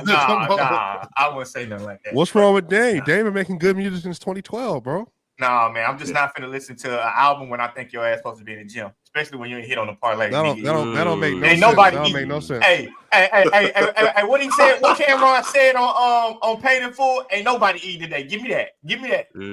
That's how you ain't eating today. Come on, nah. Master P was a hooper though. He played in the league. That was a publicity stunt. Now I don't know. No, it wasn't, dog. Yes, it was. No, he could hoop. You tripping? No, he could hoop, dog. You tripping? Not NBA hoop, though. He can't NBA hoop. Yeah, but he was preseason hooping in the NBA. That's better than Jordan. He better than Jordan. That's a fact. He had a couple of good preseason games. Lil Romeo could hoop. Lil Romeo could hoop too. Romeo trash. Man, he can hoop. He can hoop for a rapper. That's for sure. No, he's trash. Chris Brown's a hooper in Virginia too. Trash. Swiper, you got to remember, Swiper. Stop it, Jordan. I'm saying for an entertainer. No, Swiper. You got to remember, I was around this whole time when DeMar DeRozan and Lil Romeo and Alden was coming around in them ugly ass shoes, and we seen them in Houston, we seen them in Vegas. Romeo was garbage. He was Julian Newman before Julian Newman. Romeo was garbage. Julian Newman was told in high school. What about J. Cole? J. Cole Julian Newman was not told in no damn high school, bro. That fool was all right, whatever. Hey, J. Cole can hoop. That's he can hoop for sure. They can hoop to say that they don't hoop. Nah, dog, you ain't tripping. You ain't beating J. Cole. I know that. Not NBA you crazy hoop, as hell, bro. Bro, you crazy as hell. Jordan, you like 5'9", bro. J. Cole posting you up, shorty. Who 5'9"? Anyway, next topic. Yo. What? You crazy as hell? Ding. This dude up here. This dude over here. Swiper just saying any damn thing, bro. He said Ron Petit. Ron was 5. Whoa, Petit is crazy. Chill. I mean, Ron is petite, though. You seen his ankles? Bro, that's crazy, bro. Box Score Watching Wayne has been a member for 17 months. He said, I said 2 years ago, Pat was washed. Chill told me no. Pat who? Connaughton, Pat Williams, Pat Beverly, Pat who? Yeah, who you talking about? Pat Riley. It might be Pat Riley. Mahomes. He's talking about Mahomes. Ain't no way you talking about Pat Mahomes. No way you talking about Pat Mahomes. Pat Mahomes washed. Facts. Hey man, what the Jimmy Butler stuff, bro? I'm gonna tell you something, man, about this whole situation. Jimmy been doing this shit everywhere you go. Like ain't nobody gonna say, Jimmy, you've been doing this shit everywhere you go, bro. Stop trying to act like, man, change your goddamn hair color back. That's number one, bro. Change that shit back. Number two, what's everywhere you go, you got a problem. Basketball. What the fuck you need green hair for? But everywhere you got a perm under there right now. You got a perm under there right now talking. Swiper just be throwing allegations out, bro. Bro, y'all cannot listen to nothing Spike be saying. He just be throwing shit out, bro. Bro, but for the fact that he does this every team he go to, Minnesota, Chicago, Philly, now you in Miami, and you doing the same thing, man. I don't know if I want Jimmy Butler on the Rockets no more, bro. I don't know if I want his ass. If we should have wanted him in the first place. If we being honest, Ox, is Jimmy Butler the dude that is Jimmy Butler the chick that when you talk to her exes, it ended badly with every last one of them? Like, I ain't talking to their exes. Yeah, chill. None of them ended amicably. They don't got nothing good to say. None of them ended. like when they broke up, it's like, yo, that. And chill, you know, I'm a fan of Jimmy Butler. I'm a big fan of Jimmy Butler. I got love for Jimmy Butler. Like, you gotta hold yourself accountable, bro. For real, everything ain't everybody else's fault. At some point, it's Jimmy, you're not the coach. Play basketball. Stop crying. No, I'm happy. I'm happy off the court, but on the court, I don't want to hear that shit, Jimmy. Come, like, just retire, bro.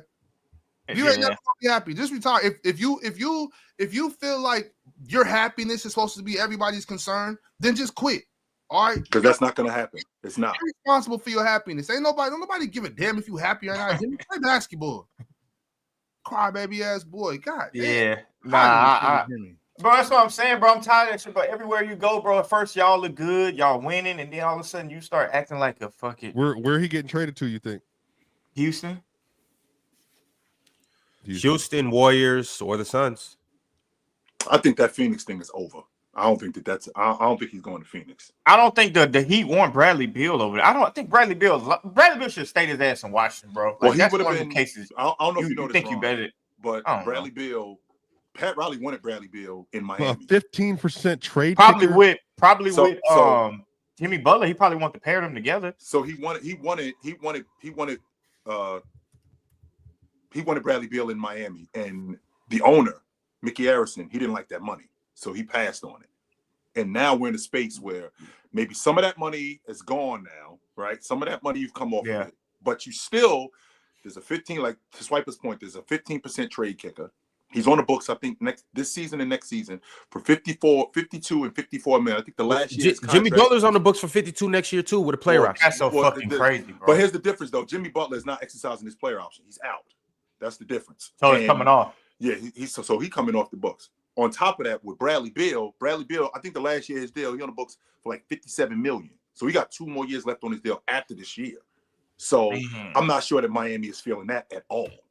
And I can see the Clippers too, Chill. I can see the Clippers being in a thing, but for who? Him and James Harden and Leonard, hell no. They'll be boxing in the locker room.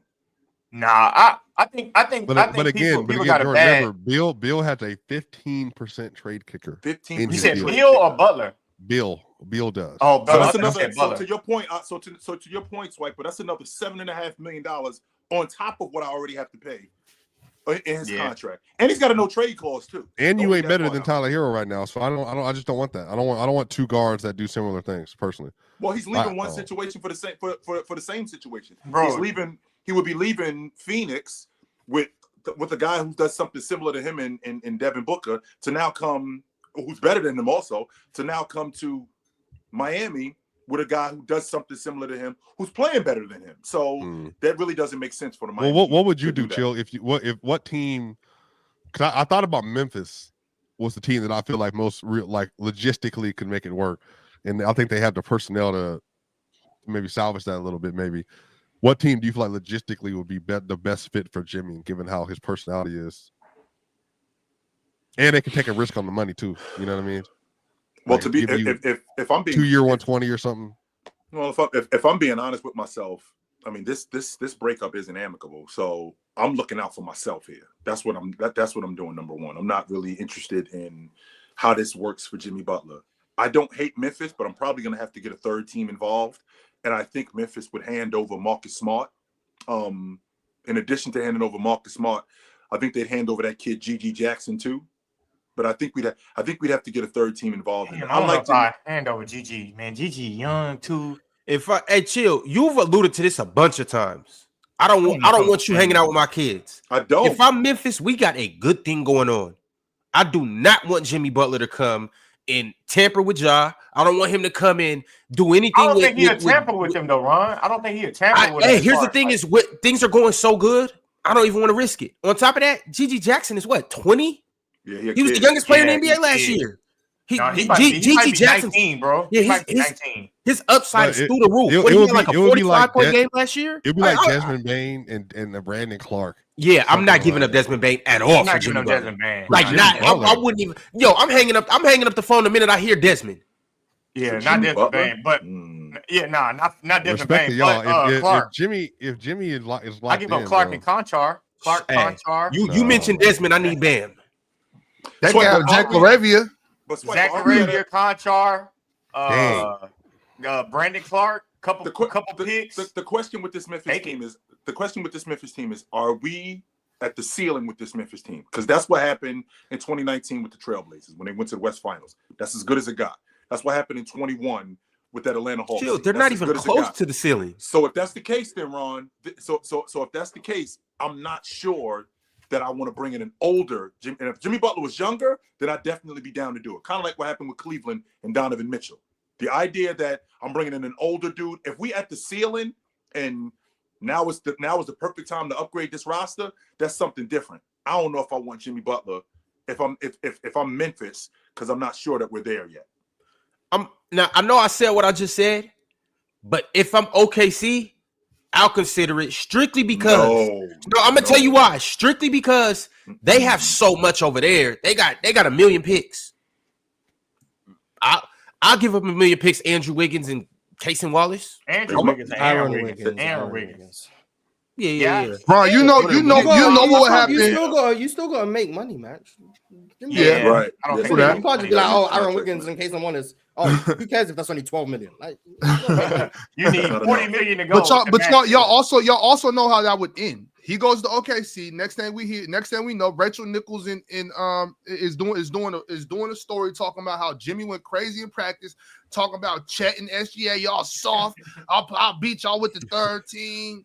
Oh, come on, bro. Like, there's no way I'm putting Jimmy Butler anywhere around Chet and SGA. No way. No. And mind no, you, y'all I'm know not I love doing Jimmy. that. I love Jimmy, but I don't got time for that. I don't got time for a Taylor Rooks exclusive about how Jimmy Butler went off in practice. I mean, I got time for anything. And by the way, Taylor Rooks gotta beat that. to your point, Ox, Taylor Rooks gotta beat that allegation. and to your point, Ox, then we gotta listen to Jimmy talk about, and then we gotta listen to people talk about Man, how what y'all talking these dudes are soft. Taylor Rooks gotta And this beat ain't Jimmy's fault. bro. Ain't no allegations for Taylor Rooks. Relax, beat bro. the Anyway, Jimmy Butler, I think he need to go to a little older and more seasoned team, and then we keep it moving, bro. I don't know who that is. I really truly don't know. Him who and that is. Draymond boxing in the locker room. But him and Draymond might get along together, honestly. Nah, If they both lock in. They're on the same time, and they ain't gonna be mad about like. Yeah, I think minutes. they'll just team the up best to option. like punch up Jonathan Kuminga or something. That's what they'll do. No, because when did Jonathan Kuminga Kuminga be be gone. in that trade? Yeah. Hey, if I'm Jonathan Kuminga, send me to the G League and vote these fools in the locker room. Nah, JK gonna be in South Beach. Yeah, nah, for Yeah, sure. I think that He gonna be that's South the Beach best and end option. up turned around. I think that's the best option for Jimmy Butler is Golden You think State, Wiggins honestly. and Kaminga, and they would have to throw in some more money We in there. gotta but keep you Wiggins. think something Yeah, like I would I'm try to keep keep Drew. Wiggins. I would try to keep Drew if possible. Yeah, Who? he been playing. Andrew Wiggins, consistent. I would try to keep Drew. who you said keep Drew? Andrew Yeah, Wiggins. Wiggins, Andrew Wiggins. Andrew Oh no, Wiggins, I Drew, would he try- got to go. That's only money in that lineup. Yeah.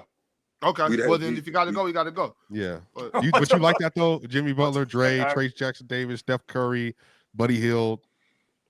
They got somebody that can penetrate with Jimmy Butler. is the Oh, first, Dennis Schroeder too. Steph is the second. Yeah, that's solid. Yeah, that's I a can't hear solid. you, That's Mars. solid. What'd you say? Nah, I said it's Oh, solid. I said it's that's solid. right, because Andrew Wiggins was on that team when Jimmy was talking about he saw, yeah, get Wiggins up out of there. That's right. Would All right, That was 5 years ago, Ox. I ain't the same. Would y'all rather have I know, Chill, but you already know how that go, Chill. If you grew up with somebody and they was soft all the way till y'all was 18, you see him again at 40, you're gonna be like, hey, that nigga soft, you know. Yeah. I used to bust his ass all the time back then. You know he couldn't fuck with me. That my bad, Ox. You know, I chipped out again. My bad. But you know, All right, he what- couldn't mess with me. We all do. Maradi Tanzami said, Mars, Chill lied about Barkley playing 5 more years after 1997. Go to Wednesday's episode, 1 hour, 14 minutes, and 28 seconds. We got him. I knew Yeah. it wasn't true, but I don't think he lied. I don't think Chill was trying to deceive anyone. Like, it's not that deep. I still think the Tim Duncan stuff wasn't useful, but I don't think he lied. I'm sorry, it was 4 years instead of 5 years. I apologize. I do gotta get it right. Everybody done that up here, by the way. Mm-hmm.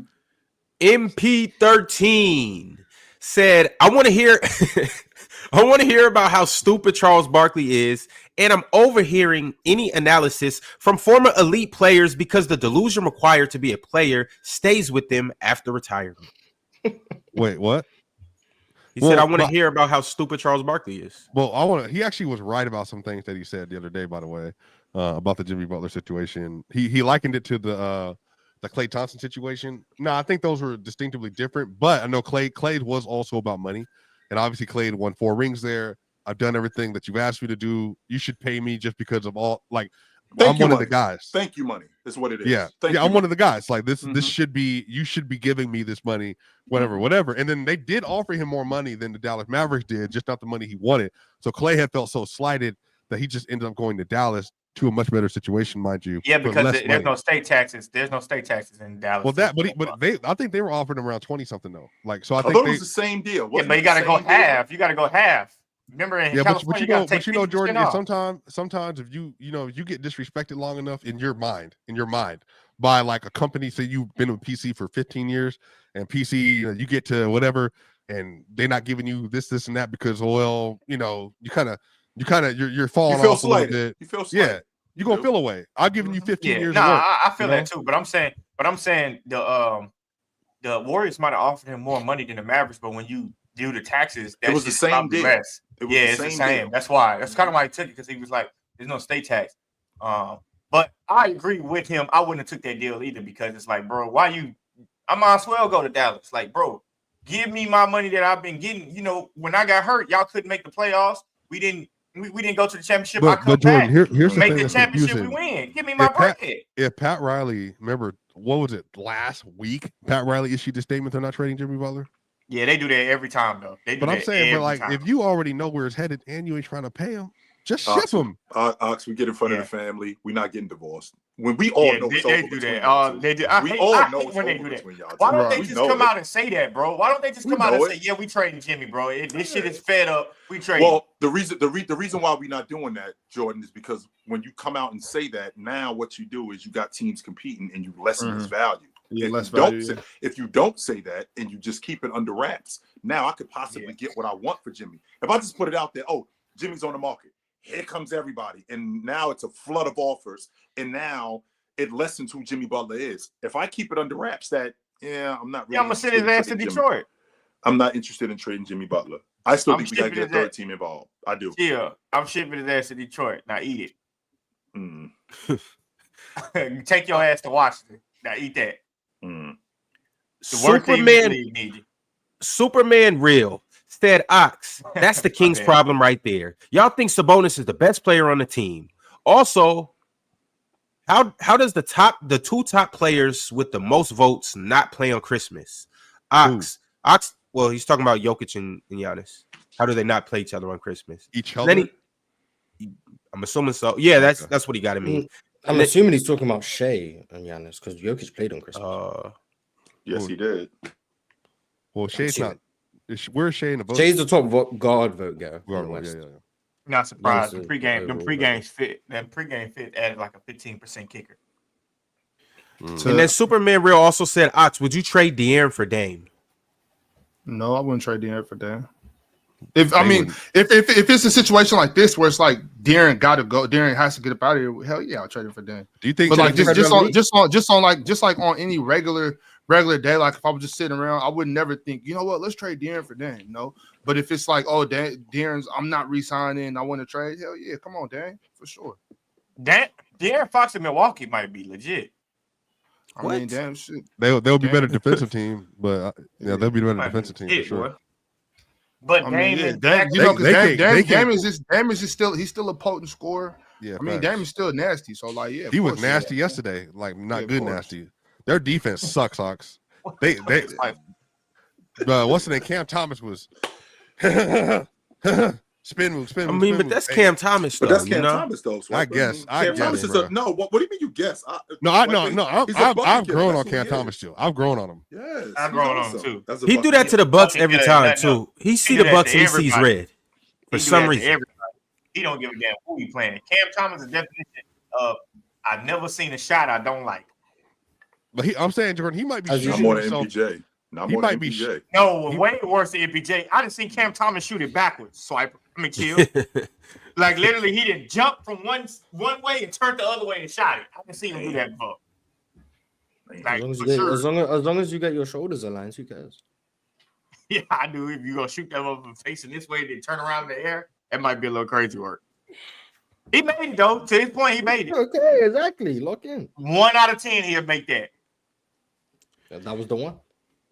CKF said, I feel like we don't put popularity not just on the casual scale, but on the worldwide scale for the All-Star game. Knicks fans vote Brunson, but outside of New York and its fan base, who's voting for him? There's not enough Knicks fans voting for him though. He didn't get enough. And you didn't votes. vote for him in New York neither. Yeah, that's Just so- crazy, just- bro. just Y'all so should we're be clear- y'all should be blowing Brunson's votes up, bro. They Just are so we're lazy. clear, and just a quick geography lesson. New York City makes up 8% of the population. I mean, 8%. Aren't there 8 million people just inside of New York City? That's it. New York City Yeah, only it's makes only like New 5 York City miles. only makes up 8. New York City only makes up 8%. Yeah, but the Nets run the city. Clearly. Hell no. Chill. New York is like 10 miles, right? 8.9 square miles. Goddamn. It's an island. That's it. crazy. Yeah, 8.9 That's square crazy miles. as hell. That's it. That's too How many you people live? in that But look, square mile. but chill. I be turning on them YouTube videos to see, my rent's $18.75 in a New York apartment. But it's 3 people paying $18.75 for a 1-bedroom apartment. Yeah, it's a Why, box. there's no way they got enough room to put 15 apartments in 10 miles. Shit. You know how much Like, money you would have to pay me to live in New York, dog? Man, you don't trip, bro. It can't be 50 apartment complexes in New York. It can't be. I can probably on one side of Houston, I can probably count 50 But apartment why would complexes. you live in New York City, bro, if you ain't rolling, dog? Now, I'm not saying if you're from New York, stay in New York. Same way. If you're from New York, stay there for sure. But I'm saying, like, why? I'm not just moving there unless I got guaranteed bread, dog. Bread. Chill, what kind of background is that? That's a crazy one. Realist 123 said Barkley is a clown. Tried cooking JJ, but in reality, he proved JJ's point to be right. These old heads salty that the game has evolved and is more skilled. Also, shout out to the GOAT, 38-8. Hashtag washed. Look, did you guys check out what Charles Barkley had to say about JJ Redick? Yeah, he did, and he called them bums because the Lakers are bums and they suck. So he was JJ and him going back and forth a little spit out or whatever. But look, everybody watching inside the NBA, I feel like some people want them to be like this analytical show doing X's and O's. Bruh, inside the NBA is a entertainment show, and it's been that way for 20 plus years. Entertaining. And I watch that show almost every night. I ain't trying to learn about hoops. They just funny, bro. They funny and they just talking basketball. Like, yeah, and it's been like that. Like the banter that they have back and forth is just like it's entertainment. Like sometimes like you might not even watch the game, but you'll watch their show. It's like that shit is entertaining, bro. It's like we wake up in the morning and watch one of them shows. You wake up in the morning, you watch one of them shows like Get Up, or Mike in the morning. Dad said that it would take it would take longer to get to California than it would get to the moon. He did on the show. He did say on the show. He said that. Like, bro, I'm not watching this to hear about them about like court mapping and all that stuff, bro. Well, remember, Ron, what the dynamic of the show is. So Ernie is the host. He's the W host, unlike you. He's the Ron, right? So he's the W host. Then you got Charles. He's the funny. He's the comedy on the show. Kenny Smith is supposed to be, which and on some level he is. Kenny Smith is the X and O stoic guy, and Shaq is the star. That's the dynamic of the show, and that's why it works. And Ernie is legit one of the best in the business, period. So he does golf, he does all kind of stuff. So like, it just depends on what you want to watch. I'm saying if you want to watch real breakdowns, there's ways you can go access that stuff. But then also too, bro, I learned some stuff today, bro. Like that synergy stuff, Mars. I've been trying to get synergy for years, Mars. Bro, did they give it to you? Did they give it to you? No, dog. No. Do you know how much that stuff costs, dog? Like, come on, bro. Like that's what I'm talking about. Yeah, I requested it for. I think it's like $2,500, bro. No. There's way more. It's way more. But I'm saying it's silly. Mars. It's this is what I'm talking about like there's a It's ceiling. legit though, Swiper. It's legit. No, it's amazing, but there's a ceiling on who has access to that stuff. It's what I'm telling you. Yeah, it's bad. Man, when my homeboy was playing in the NBA, I used to have a login. That login don't work no more. I'm pissed off about that. It worked for like years. It's amazing, but it's That like shit don't work it's a person's hardworking year-earned salary. So That's how much much of- costs. You Somebody- see that was smirk? real- You see that smirk? Because Mars has it. That's why Mars is smirking. Nah, Mars ain't got that. Somebody was Yes, he watching does. Kobe fadeaways to the right one time. I was watching. Mars, you that. hacked in the synergy? Yeah, There's no way he got You synergy. put There's your no little way. minions to work and they hacked in why, there? That's why Mars got that smirk on his face. Nah, Yeah, I Mars requested got it not too long ago. So Hey, dub silence, Mars. You're not supposed to give up the goods. People who watched Open Gym when we was on playback seen how we was watching film. I'll say that. People who watched that, they seen how we was watching film. So Somebody gave him the Which is cool. Some people do Elite. that. Like I'm saying, somebody some gave media Mars members, Elite. some media had members to will get do to- that. Had to get to the facts. Had to get to the facts. And then, Hey, Swiper, you can get it. You can get it a little different. Like they'll like only like give you a portion of it.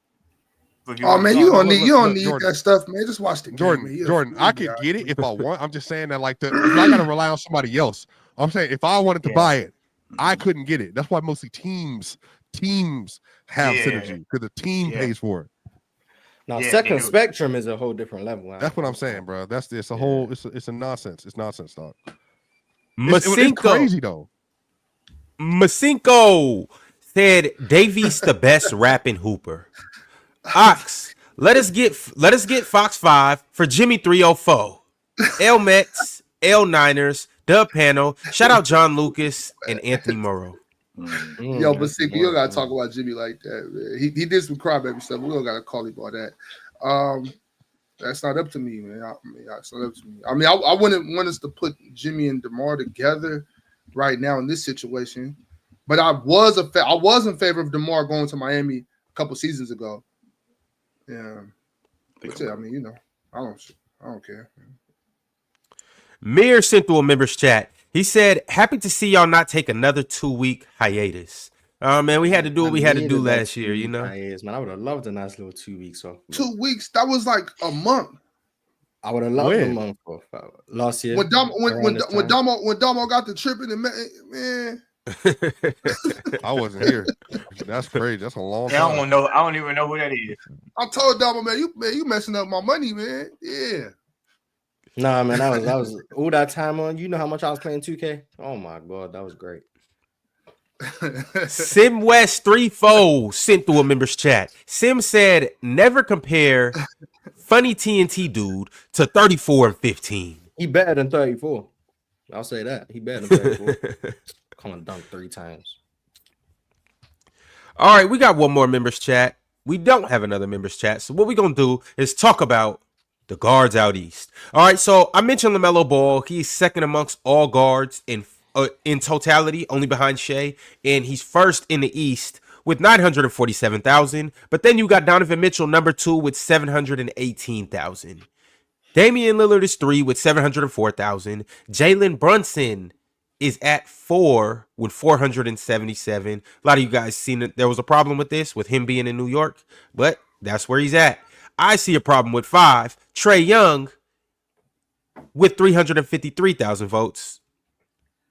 Cade Cunningham is 6, 247. Tyrese Maxey on his tail, right behind him at number 7 with 246,000.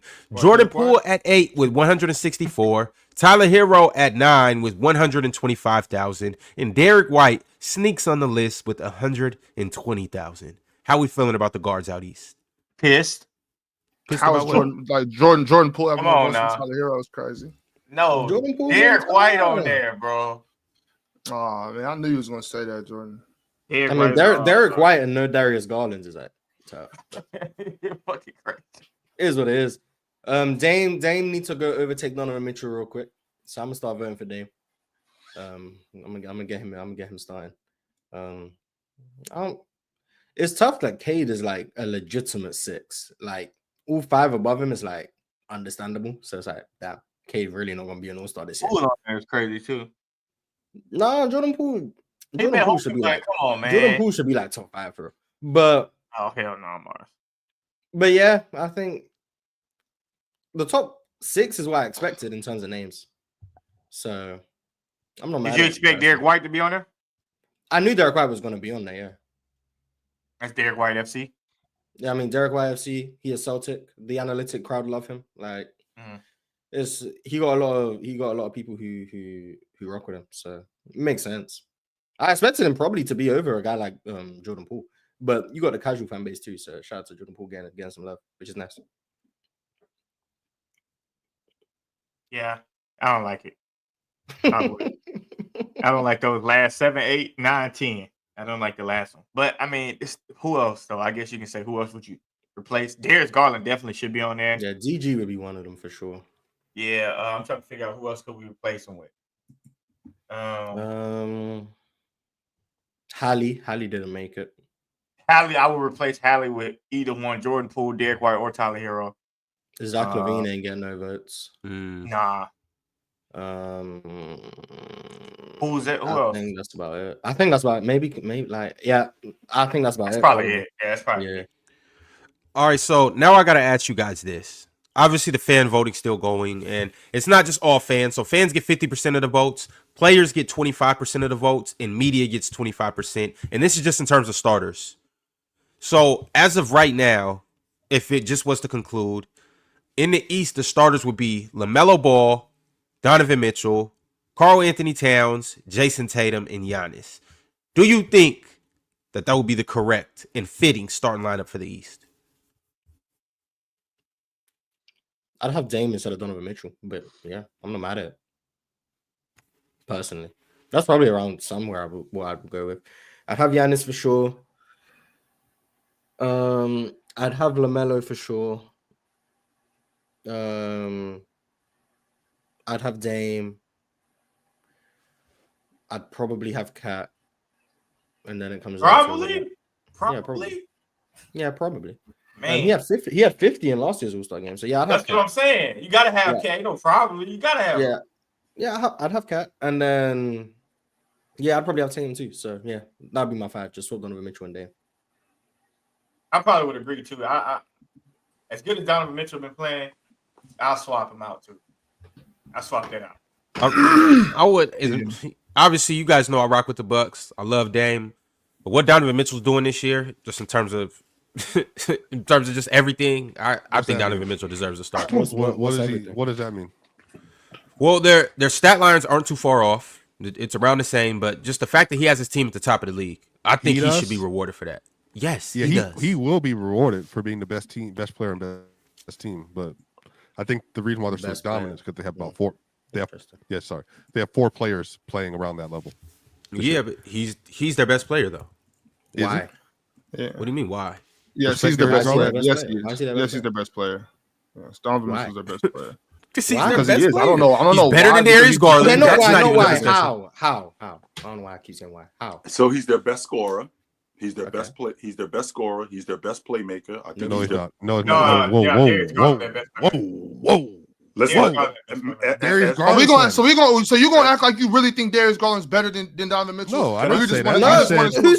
He said best playmaker. I did say he was their best playmaker, and the reason why I say he's their best playmaker because he's as a scorer, he requires more attention. I think he gets downhill. I think he finds guys better than what Darius Garland does. Huh?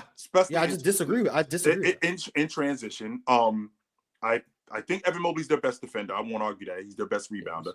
But on the offensive side of the basketball, what Donovan Mitchell brings to this unit, I think, is more than anybody else that they have. Their offense more? And on top of that, on defense, I think he's, with the exception of Isaac Okoro, I think Donovan Mitchell is one of their better perimeter defenders. Is he's a better POA defender this year than Dean Wade? Yes, I think so. He's better on the perimeter than Evan Mobley? I think Evan Mobley's their best defensive player. I won't that part. I won't argue. You just talking about the guards. He's also better on the perimeter than Donovan Mitchell too, right? One more time. He's also better on the perimeter than Donovan Mitchell as well. He's their best defensive player, period.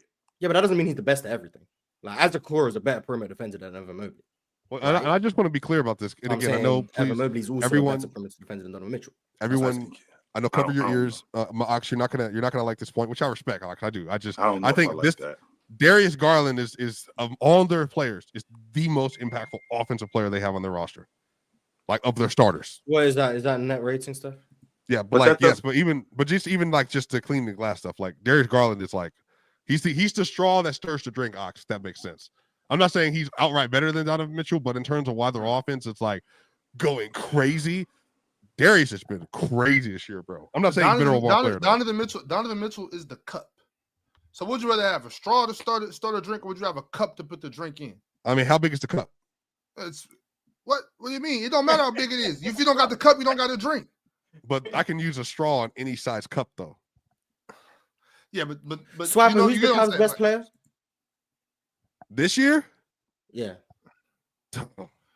every year it's Donovan Mitchell. I'm not gonna lie to you, last bro. year, the year before. I'm so moved by Next Evan year- Mobley this year. And next year is gonna be Donovan Mitchell as well. Chill was right. Evan Mobley's been crazy this year, dog. To say that Isaac Okoro is better at chasing around screens. I think Evan Mobley, he's just as good as moving his feet. But I think that when you get further away from the basket, I think guys like Isaac Okoro, Donovan Mitchell, I think that they're a little bit better.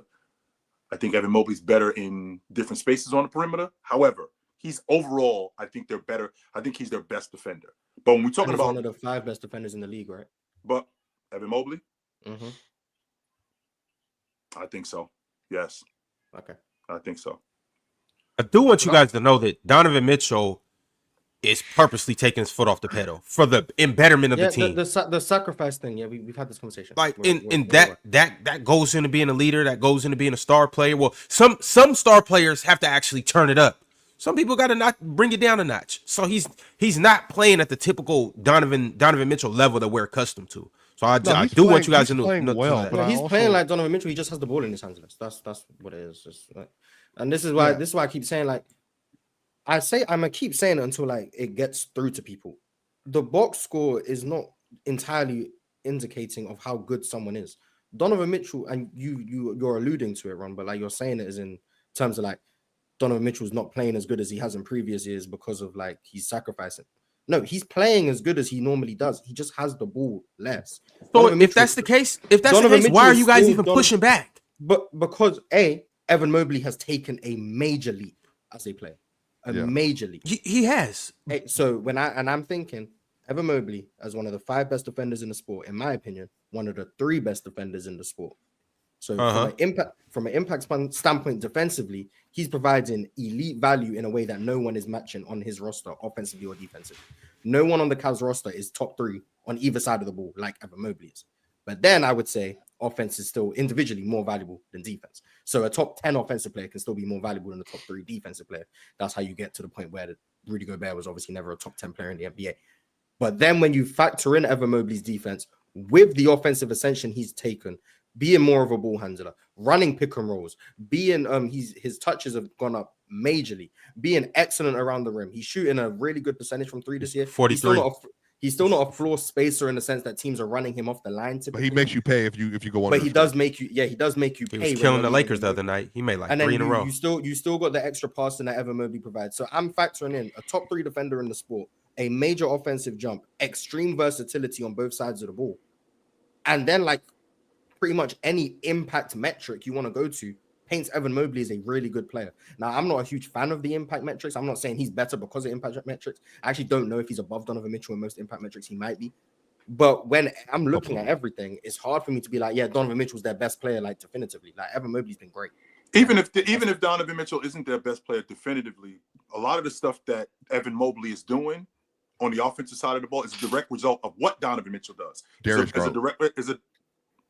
Is a direct result of what Donovan Mitchell does and what Darius Garland does, because they're I think they're the best pick and dive team in the league. Well, one of the main reasons why they're one of the best pick and dive teams in the league is because being able to get the ball to Evan Mobley when he dives to the basket. Also, he's one of the better pick and pop bigs in the game. He's become that this year. Well, if I can't get him the basketball to produce that, then it doesn't make any difference how good he's popping on the wing. It doesn't make any difference how good he's diving to the basket. Now, the Cavs also are one of the better transition teams in the league. And the reason why they're one of the better transition teams in the league is because of Donovan Mitchell's ability when he's passing in transition to Dean Wade. He's getting the ball to Jared Allen, who's primarily a rim runner who plays around the rim. That's really effective, and I'm not going to argue that Darius Garland doesn't do that. But I think that Donovan Mitchell, coupled in with all the stuff that he does as a bucket getter offensively, you add that stuff into what he does and what he does on the perimeter as a defender and shooting gaps and getting himself in passing lanes. I think he's been fantastic,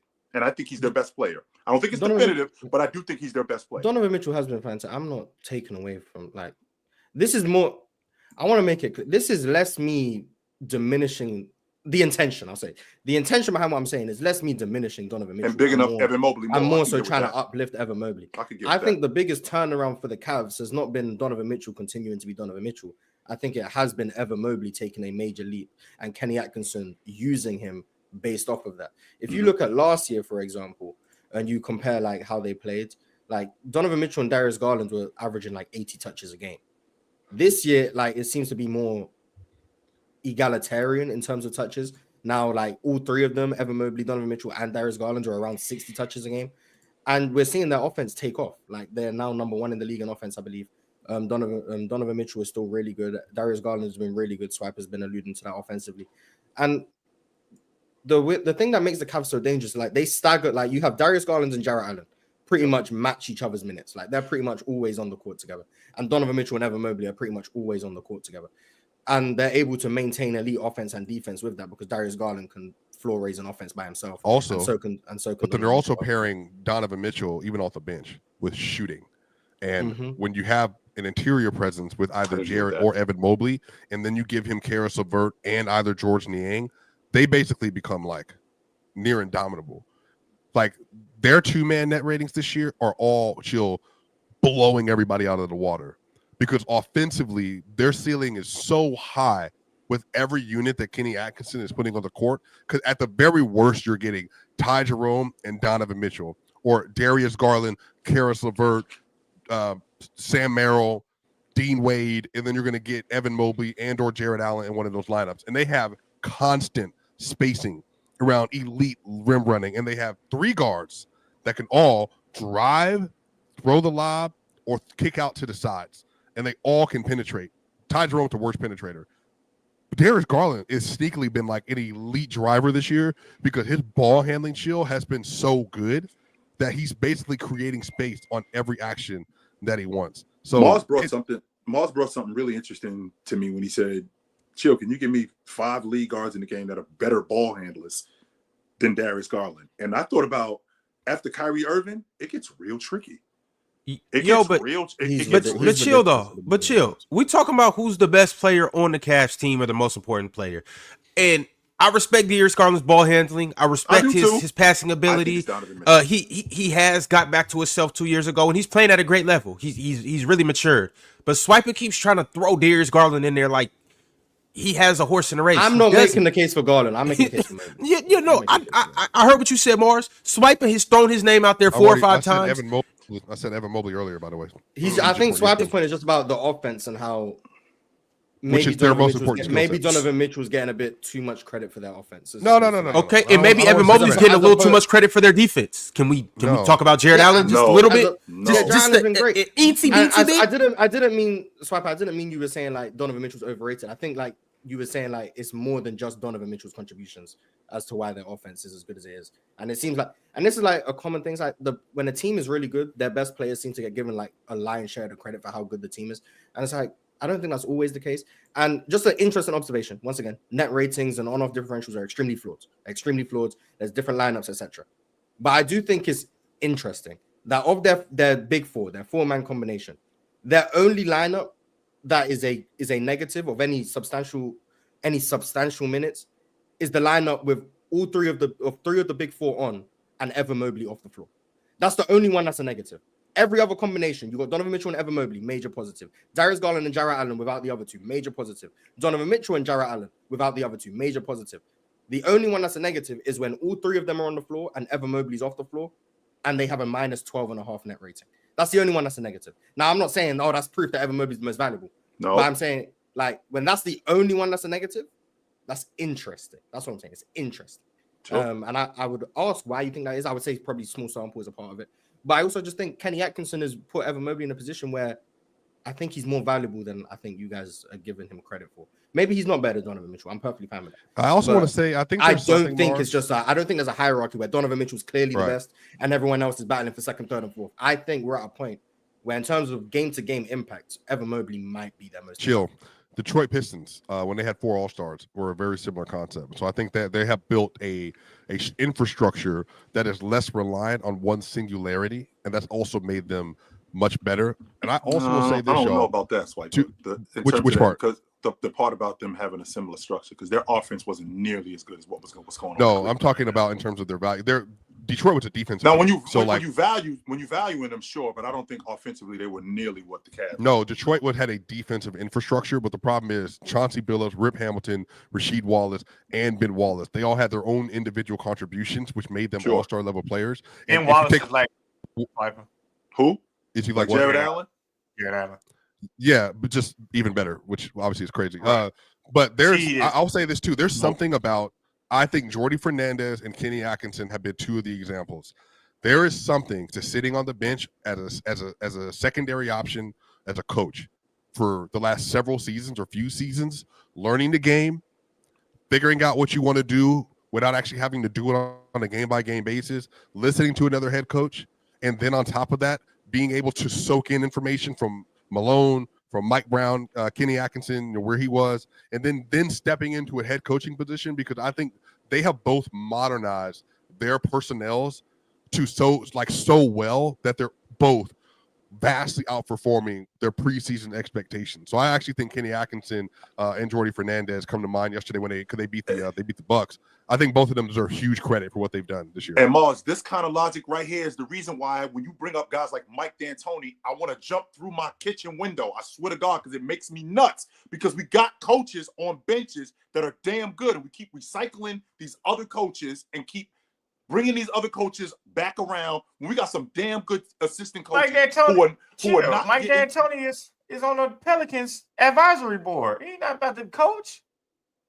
If you let Mars tell it, let's get Mike D'Antoni out of retirement. I think that I like Mike D'Antoni as a coach, but I did like him as that part I won't argue. What I'm saying is to Swiper's point, we have plenty of coaches on benches in the NBA who are damn good, who are not getting opportunities to coach to be head coaches. Jerry Stackhouse. Because we keep recycling. Jerry Stackhouse will be a head coach soon, bro. Because we keep recycling these other coaches. We keep recycling these coaches in the NBA. When in reality, we got a bunch of coaches on benches. Kenny Atkinson is a prime example of that. But chill. No, but Kenny Atkinson was the head coach before that. Yeah, he was in Brooklyn. He was in Brooklyn and he got the shaft. Yeah, but that happens. And Kenny Atkinson actually could have been a head coach before, and he took the Warriors assistant job one more time. I guess he probably didn't like that job. But to the credit, like, we also got some assistant coaches that become head coaches that's trash. Like, some people are just good assistants. Like Steven Silas is a horrible head coach. Probably a good assistant, horrible head coach though. Yeah. So that happens. Well, two things can be true. Two things can be true. Yeah, two things can be true. To Swiper's point about Jerry Stackhouse, he will for sure be a head coach. You just got to go through the ropes. He's just coming from college. What happened to David Fizdale? Why did he get not a good head coach? Because he's not a good head coach. Didn't they do well for one season? 1 year. They did 1 year, and they sucked ass the last couple of years. Then he got fired. He took that. Wasn't a good head coach. He was good. I remember him in Memphis. I don't think he was awful, but I think Darvin Ham was an okay coach. I know people are going to talk about it, but Darvin Ham had good success, and like, I agree with him. If he was somebody else, he probably would be getting an extension for the things that he did. Yeah. But he was in LA, so that shit hurts. But that's what Charles Barkley was alluding to. He basically said Darvin Ham did a good job. He said Frank Vogel did a good job, and he said now JJ Redick is basically there as a scapegoat. And he basically was like, the Lakers suck. He said you could put Lakers on the pig. And Mars, back to you. To your point, Mars. I mean, it might not be definitive, but I think Donovan Mitchell is the best player on that team. That doesn't devalue what Evan Mobley is. You know how I feel about Evan Mobley. I think that Evan Mobley was the defensive player of the year before the season started, off the strength of everything that I thought that he brought to the team defensively. Add that to the fact that he's gotten even better as an offensive player and a scorer. I mean, I feel like that makes them so much better. Now, what I will tell you is I still think they're a year away from winning it, though. I do. I don't think they're there yet. Yeah, I mean, it's going to be tough to beat Boston. But yeah, I also want to make it. because this is already going to be, I can understand this is already going to be clipped. It's going to have me making an argument for Mobley, and people going to think I think Mobley is better than Donovan Mitchell. I'm just making the argument that it could be Evan Mobley. That's why I'm not making the argument. That it's not like you said, it's not definitively Donovan Mitchell. And if I were to make the argument for someone else, it would be Evan Mobley, because I think those two are comparable. That's all I'm doing. I'm not saying Evan Mobley is better than Donovan Mitchell. I'm saying Evan Mobley could be better than Donovan Mitchell. Like, I would have the conversation about it. That's what I'm doing. I've already accepted that this is going to be clipped to make it seem like I'm saying Evan Mobley. I think Donovan Mitchell's the best player on the JD team. would never do that. But what Evan Mobley is, I would. Okay. But there's no reason to. I think we're having this is a very course authentic you would. basketball discussion. I think all of them are contributing in their own way to why this team is at the top of the Eastern Conference and why they can win a title. And I think that's what's best. Like, they don't have a Tatum level player right now or an SGA level player. I think Donovan Mitchell is the closest approximation, but I think like they have spread out their wealth. What about addition by subtraction? You don't think they got that? Who? what do you mean? I'm talking about the Cavaliers. Like, they spreading that wealth all the way around. They might not need. Well, what did Who they they subtract? subtract? Yeah, what did they subtract? No, I don't know. I was just bringing that up because no one. Are you talking about Bickerstaff? Bickerstaff, maybe? I mean, they subtracted Bickerstaff. Who was a good Yeah, I was coach, just by the reading way? about He Norman was a Powell. damn Yeah, good- but he said no headbands. So, you know, L I think old school. I think the Cavs winning can do one of two things. It will either, and the one is more likely than the other, but I think it will do either. It will elevate Donovan Mitchell to a standard that he's really just not at, respectfully, where people will start calling him one of like the 5 or 6 best players in the league, one of the best 2 guards ever, blah, blah, blah. Or it will get people to finally realize the idea of, can this guy be the best player on a championship team, is just outdated. Like, you can win with just a really good team without having this premier S-tier player. But Like, what if Donovan Mitchell is a wait a guy minute, that though. can win as the best player on the I- team? Hold on. Ron, remember I said on playback let's go they would back to have my- him as a top 5 player if he Mars, does. Like, the Cavs can win this year, and Donovan Mitchell is more than likely their best player. It's either him Sure. or Evan Mobley. Like, Sure. that's fine. And if they win, in my opinion, it makes a lot more sense to say the best player on the team that wins a championship isn't as important as people think than it would be to say Donovan Mitchell is on the caliber of player as the Jokic and Steph and Jan. Like, one makes a lot more sense than the other. But because if they win, people will just be like, oh my God, Donovan Mitchell, he's this good because he won doing this, blah, blah. It's like, no, Donovan Mitchell is Donovan Mitchell. It's just the team is Now, with that Mars, you being- do now know with he that- typically takes his game to another level in the playoffs, though, too. No, Ron, typically that's is a not- stretch. no. Occasionally he does. In their deep playoff runs, for the most last year he did. It's What up and what down. It's deep up and down. playoff It's run up are you and down. referencing, my brother? Because the year before he didn't. So like, it's up right. and down. Peace Right. be 2020 with was you, great. brother. What 2021 I think deep was playoff great. run are you 22 referencing? was not. 23 was not. Last year was. Like, it's up and down with Donovan Mitchell. He's But an up and down player. But to counter your point, Mars, I mean, wouldn't the Cavs this year, as good as Donovan Mitchell would be, because I can appreciate your logic about if they would have won the NBA championship, is Donovan Mitchell a top 5 2 guard all time? No, I can appreciate that. But wouldn't the Cavs be now the exception, very much like the Detroit Pistons were with Chauncey Billups, to Swiper's point, in terms of that kind of team? Like, we weren't talking about Chauncey Billups as a top 5 point guard all time when he won the Finals MVP. We weren't doing that. And the reason why we weren't doing that, we didn't say Tatum was a top 5 small forward. And last year I would argue Tatum is also that exception, but some people have catapulted Tatum into like conversations he's probably not. Yeah, Tatum wasn't. And I don't have him in conversations like that yet, neither, because I don't feel like he's there yet. But I feel like with this Cleveland Cavaliers team, I think that they may be the exception, very much like the Detroit Pistons were. But previous to that, you did have S-tier players when you win the NBA championship. I don't think that makes them exception. I think, and this is the issue when you view the game in like the historically, sure. Yes, the S-tier players tended to win because the individual was, in my opinion, more important than the overall roster construction. Especially when you go back to eras, especially like the isolation era in the 90s and the early 2000s, individuals were more important because A, role players weren't as good, and B, because of the way the game was designed, you needed that elite isolationist to win. Sure. In today's game, like the last 5 years, in my opinion, since the James Harden Houston Rockets, since that team, and every team has now bought into the analytics, has bought into the versatility and roster construction. Yep. Now the best player is less important than before, in my opinion. So 25 years ago, I agree. I think the best player being able to win with this guy's your best player made more sense. You needed a Shaq, you needed a Tim Duncan, you needed a Kobe Bryant, etc. That made sense. Now, with the way the game is, I think the roster construction is more important than Mhm. how good your actual best player is. Even I think you can win with a great roster and a Devin Booker or a Donovan Mitchell or a Jason Tatum. I know Jason Tatum's better than those guys. But I'm saying, I Even think with you that can being win- said, I though, think you Mars, can win with a Shea without Shea being the best player in the world. but I think even that's with that how it being goes. said, it's because like even when you look at the Celtics, and I'll do the same thing with the Cavs. You got Jason Tatum, but Jaylen Brown's right there. You know, like you can That's say not he's even the point you can say he's below, but I mean he outplayed him in the playoffs last year. And then you got Porzingis, then you got Holiday, then you got you guys' favorite guy, Derek White. Same thing with the Cavs. They got 4 players that are positives that are point. up here. but that's That's not my the point. I get what The you're roster saying, but it's construction outweighs the main individual, but historically, I think Mars is right. Larry Bird and the Celtics, or Magic Johnson and the Lakers, or MJ and the Right, Bulls, or and Tim Duncan and but the Spurs. the difference Like, that though, was fine. I just don't think that applies to today, but we keep doing but it does though, because Mars. historically it did, but Chad.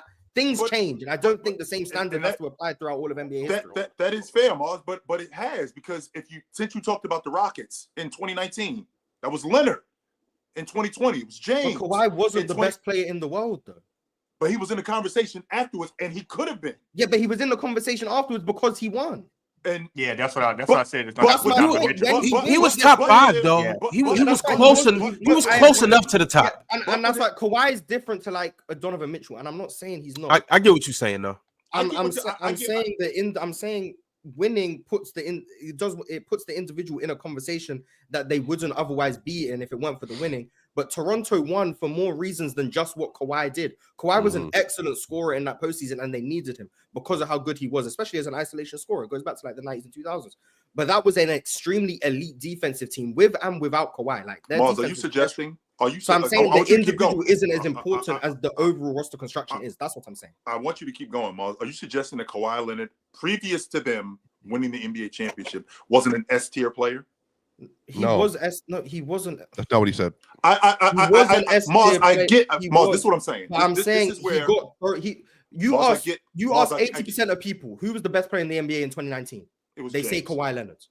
The reason they say Kawhi Leonard is because they won. That's why they say it. I get that. But I don't think that's true. And I don't think it is neither. Right. I don't think it is neither. However, and I get your point. Where the pushback comes with me when you talk about you don't need that player because of recent history. But previous to them winning the NBA championship, Kawhi Leonard was still playing at an S tier level. Okay. James was an S tier player in 2020. Giannis, before he won the NBA championship, was an S tier player. Curry was an S tier player. Joker, previous to him winning, was an S tier player. The Celtics, I don't think Jason Tatum is there yet. At that, I think that they're putting him in conversations where he shouldn't be yet. The Cavaliers, if they were to win the NBA championship, would be the exception, very much like the Detroit Pistons were. But there were still previous champions, previous to this, that had players who were S-tier players. And that's all. I get your point 100%, the way rosters are constructed today, because they're constructed more for teams to win and for players to play off of other players and still be great. However, I still think that S-tier player was around previous to this. But I do get your point. Isn't that the reason why a lot of people aren't high on Cleveland? Is because they don't technically No. have an S-tier Actually, player? And I think that's wrong. And I think that's so wrong. what I think Mars and I feel like we've been coming to this place for a while now. And I think even Ox would probably agree with this at this point, based on some of the stuff Ox has said previously. We are moving into an iteration now. I think because of sheer 3-point volume, because of analytics, because of the CBA, because of the second apron especially, where it is no longer, if this was traditional basketball, Ron, or back in the day, Jokic and Giannis every year would basically be contending for titles every single year. And then because the rosters would be, I think the NBA has purposely flattened the rosters, meaning if you got a perennial like top end talent, because of the pay scale now, it's going to be so much more difficult to build up a unit of 7 to 8 players that are all championship level role players or contributors consistently when you have those kind of players. And I think SGA and the Thunder, they moved into that level because SGA, I think the timeline just matched up. You know, he was ascending. They got a bunch of draft picks. They get Chet Holmgren, J-Dub. They trade for Caruso. They get Isaiah Hartenstein. They have all these players on the roster. but then SJ is a superstar.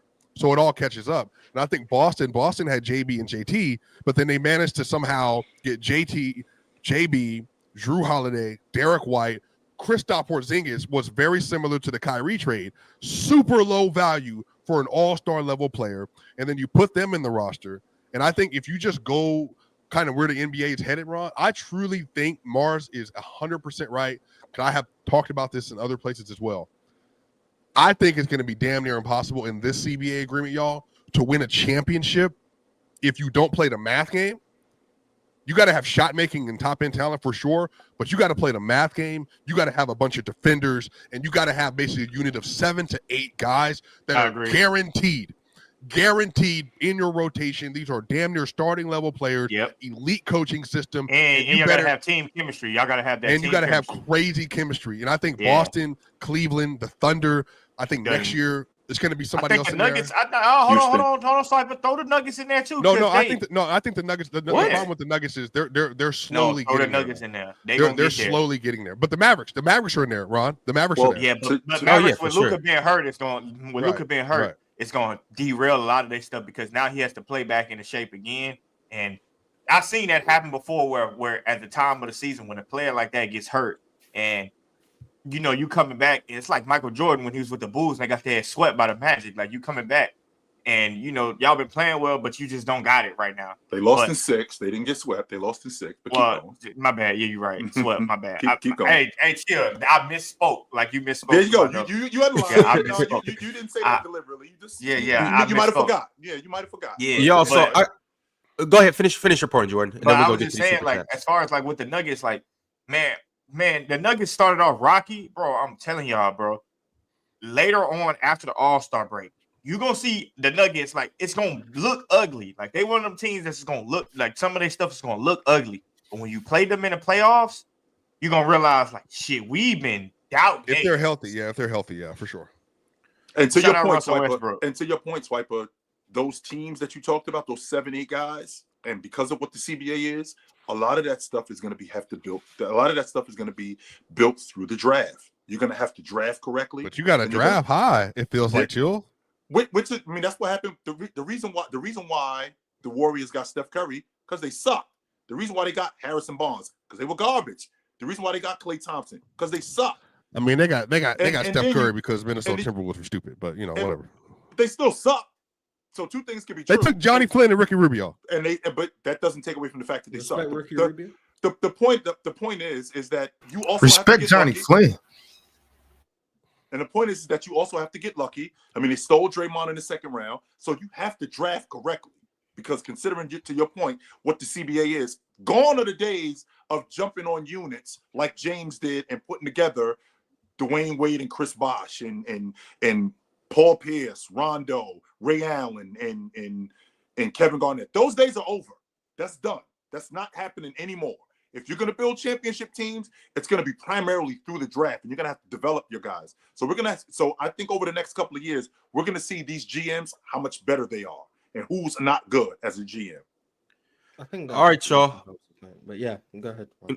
MP13 said the issue is people actually take them seriously and they believe they know what they are talking about. But when I hear Charles legitimately confused as to why Ant is shooting more threes and says he's regressed, it's wild.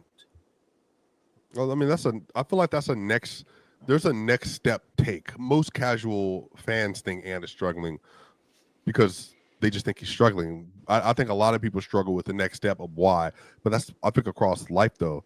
But I don't know, man. I mean, I've heard some pretty horrendous takes, even like people said that the Russell Westbrook thing, like he's gonna absolutely like destroy the Nuggets culture. He's a selfish person. He's a vampire, all that other stuff.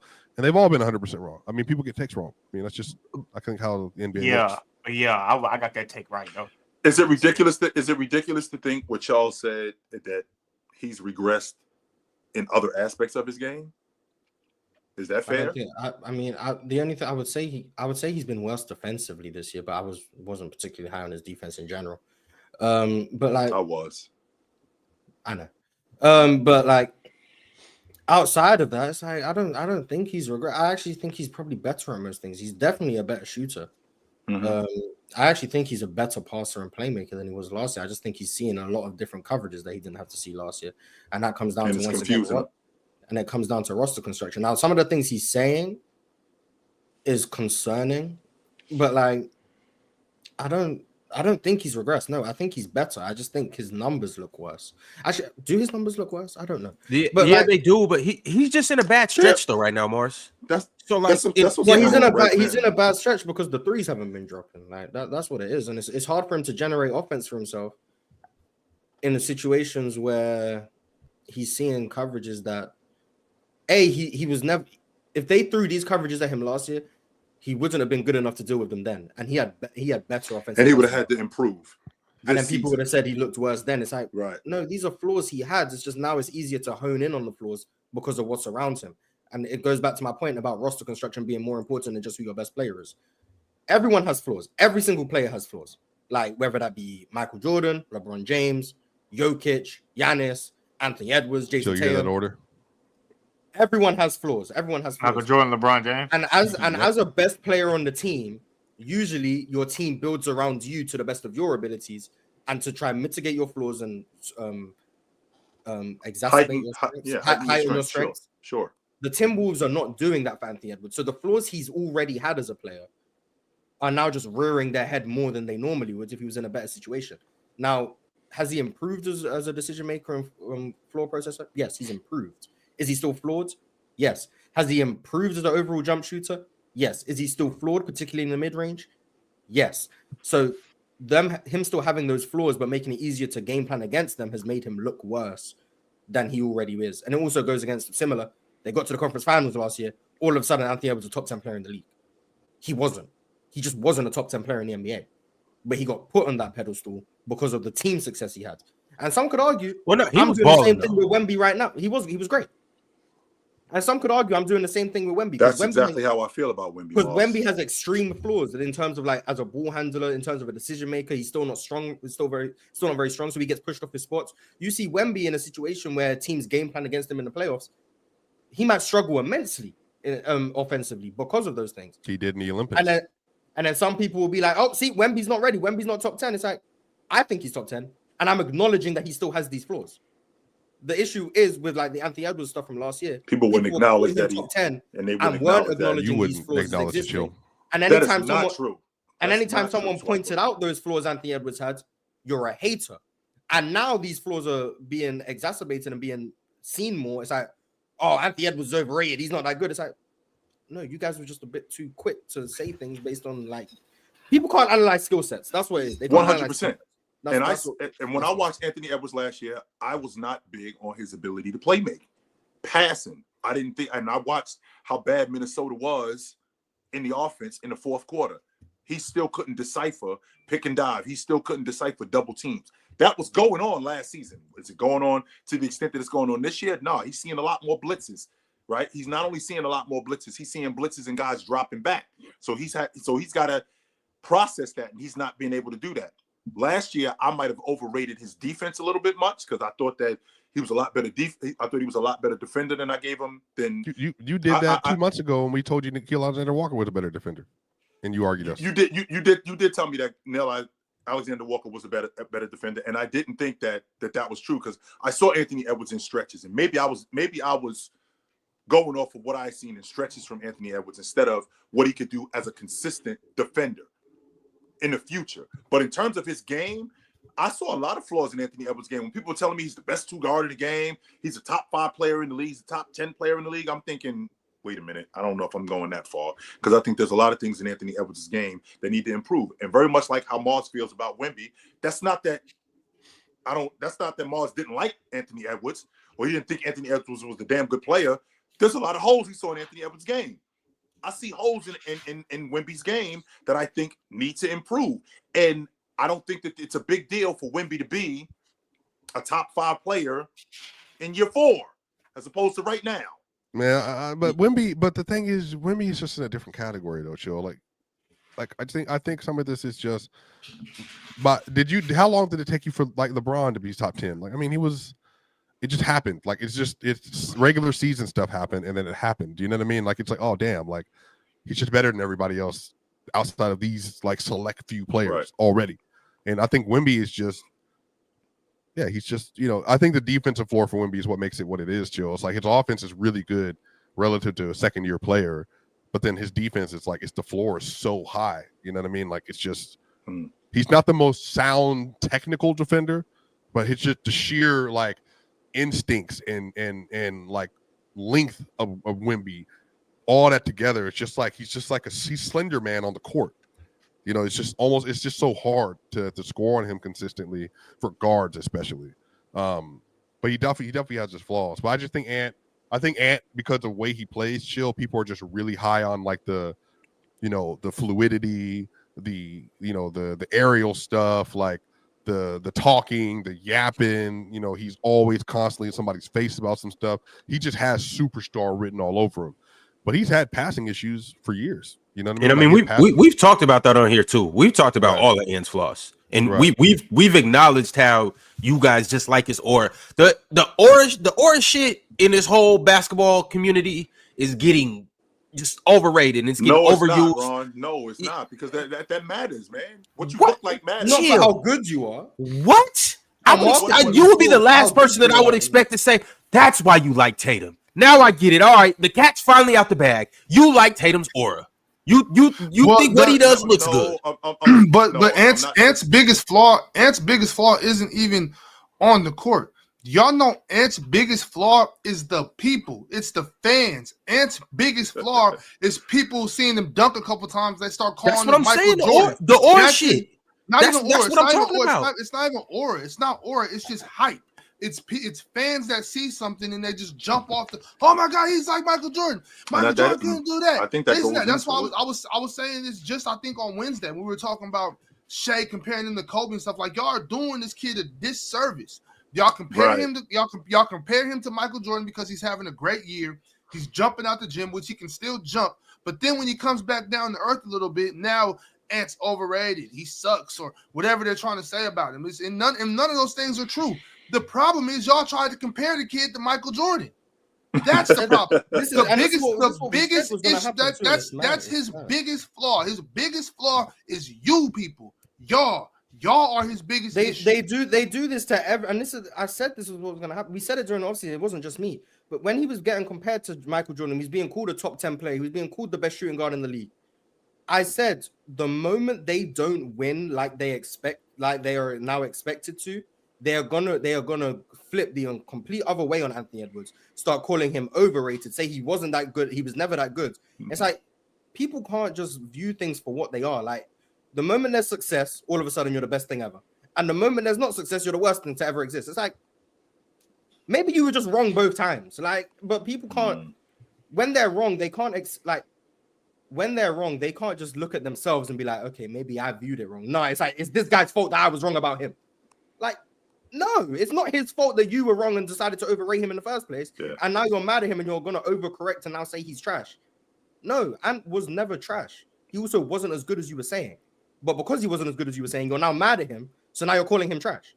Like, and that's what I worry about with Wemby, Mars. That right there is what I worry about with Wemby, because I feel like Wemby is on his way to being. I think he's already great, but I think that the exact thing that you were talking about with Anthony Edwards, that's the thing that I worry about with Wemby. The San Antonio Spurs. That's what's going to happen. Don't worry. That's what's going to happen with Wemby. And that's the thing that I worry about, because I'm like, yo, this guy can be the best player in the league in year 5. He doesn't have to be the best player in the league in the league right now, because what's going to happen is he's going to have a stinker some point, whether it's in the postseason or he's going to have a slump, and you're like, yo, this guy sucks. No, he doesn't. He's actually really good. The problem is that he's not where you want him to be yet. That's all it is. Yeah, and one of the things about Anthony Edwards and just all superstars, and this is what is one of my big differentiators between different tiers, is how can you handle double teams? How can you handle when you're the focal point? Not saying that Ant hasn't been the focal point, but when they're throwing 2 or 3 defenders at you, how can you handle when defenses all of a sudden started adjusting to your tendencies, your strengths and stuff like that? Can you score over a double team, or can you pass out of a double team, or can you maneuver around a double team? Can you bend the whole defense? Can you go 1-on-5? You know that this is what separates the SGAs, Jokic's, Giannis's from the rest of the guys. And so, I mean, Ant got some work to do. But if you look at Ron, to your point, if you look at SGA, we're in year what, 7? What did SGA look like in year 4, trying to decipher double teams? What did he look like in year 3, dealing with blitzes? I bet he didn't look like what he looks like now. I bet you that was not going on. No. So what if it's funny? Real quick, Ron, before we move on, if that's what you're trying to do. No. I'm just talking about SGA. Go ahead, you got it. Oh, because I talked about this last night. We were on the graveyard shift, and everybody was talking about the trade, SGA's trade to Paul George, and how terrible they knew it was at the time. And I'm just like, no, you didn't. At that time, it was a great trade. What happened to SGA is the same thing that happened in Phoenix and the same thing that's happened in San Antonio. Chris Paul happened to SGA. Mm-hmm. Chris Paul put that battery pack in SGA. I believe full-heartedly that SGA was already had the ability. He was already as big as he is. He was already as, he was a good basketball player. But when you get around a guy like Chris Paul and he teaches you how to play basketball, that just changes everything for you. That's when SGA came out of his shell. He blossomed like a flower. It was all of a sudden like, yo, we knew the kid could ball a little bit, but what is this? Imagine that, Ox. Chris Paul. I believe when Chris Paul retires, if he wants to coach basketball, he's going to be one of the best coaches in the NBA, one of the best teachers in the NBA, because you can see how he impacts. As soon as he gets there, he impacts everybody. Y'all seen how he had DeAndre Ayton balling, how he was showing DeAndre Ayton where to be, how to post up, where to go to get the ball. He got now.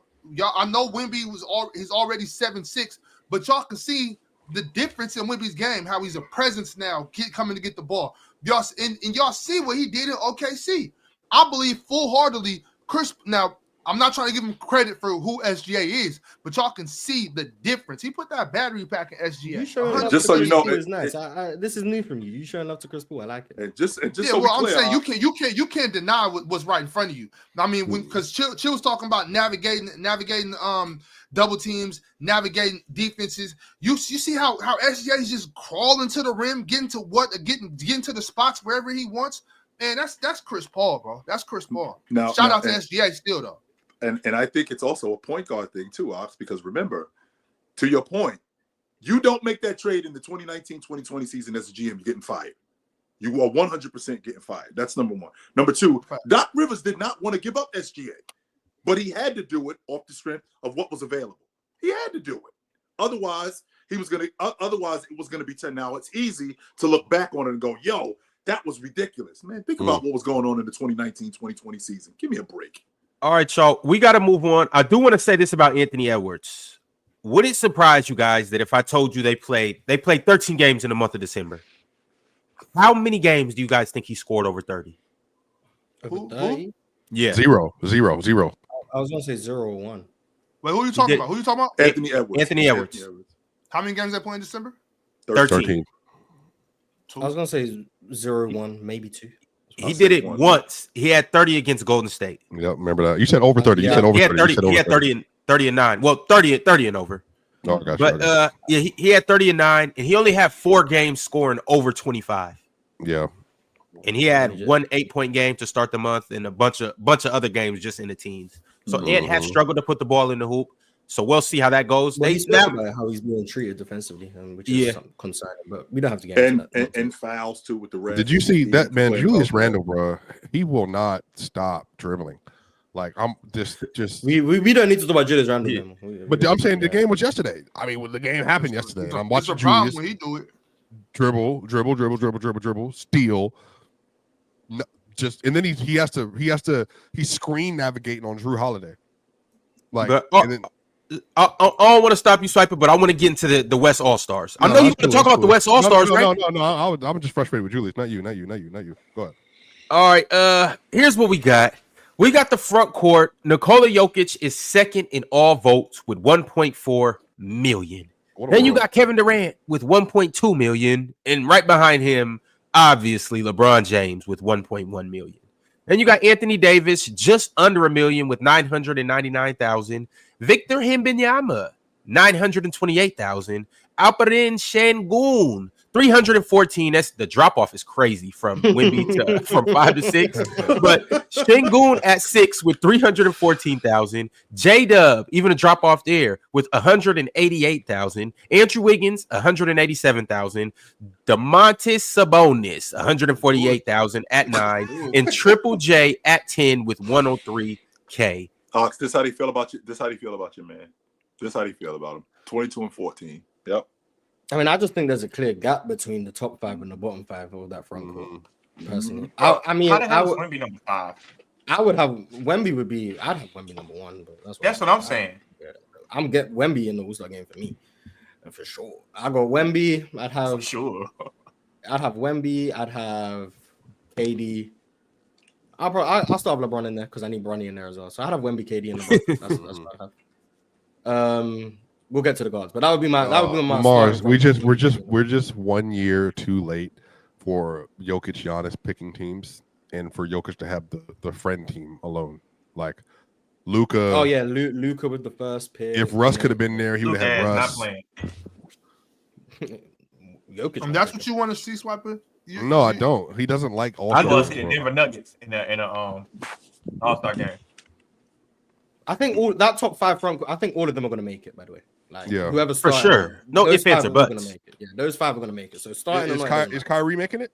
I'd have Kyrie starting. But wait, Shea and Kyrie? Either Shea and Kyrie or Kyrie and Ed. Either one. Yeah. Oh, you're talking about this watchability stuff again. Oh, stop it. But I'd have Shea. But even just off performance, I'd probably have Shea and Kyrie. Well, I don't. You think Kyrie's better than Ant? Luka's hurt, and yes, I think Kyrie's been better than Ant. Yeah. Mars, I don't think Kyrie gonna make it. You don't think Kyrie's gonna make it? I don't think he's going to make it. How?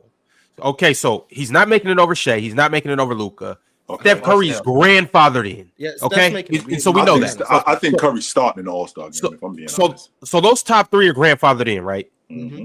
I don't think Kyrie makes it over a 2nd seed Ja Morant Memphis Grizzlies. I don't think he's been playing better than De'Aaron Fox. Regardless of all the rumors and the news that's swirling around De'Aaron Fox, I don't think Kyrie's been playing better than De'Aaron Fox. And on top of that, I don't think he's been playing better than Ant. He's been playing. I don't know. Well, but I think him and Ant's a toss-up. Well, he ain't been playing better than James Harden. Because Ja Morant, if he was gonna get in, it would be the fan voting thing. Like if the media and players, when it gets to voting, like Ja Morant is hurt again. Yeah, and B, Memphis is still fine. So like crazy. the media is not gonna put Ja Morant in the All-Star game. I just don't think they are. So Ja Morant has to get in. Ja Morant has to get in because of fan voting. Once fan voting is no longer a thing, I just don't think he's gonna make it because of injuries and other things. So then it becomes down to between Kyrie, Anthony Edwards, and I guess De'Aaron Fox. It's like I think Anthony Edwards is gonna make it. He's Anthony Edwards. Then I think Kyrie's got the other spot. So here's my thing, because you know how I feel about records with this too. Now, obviously, individual play is a major thing to do with everything. Damn, but like for instance, the Cavs, Donovan Mitchell got to get in. He has to get in, and maybe one more of them too. And he's gonna get in, yeah, for sure.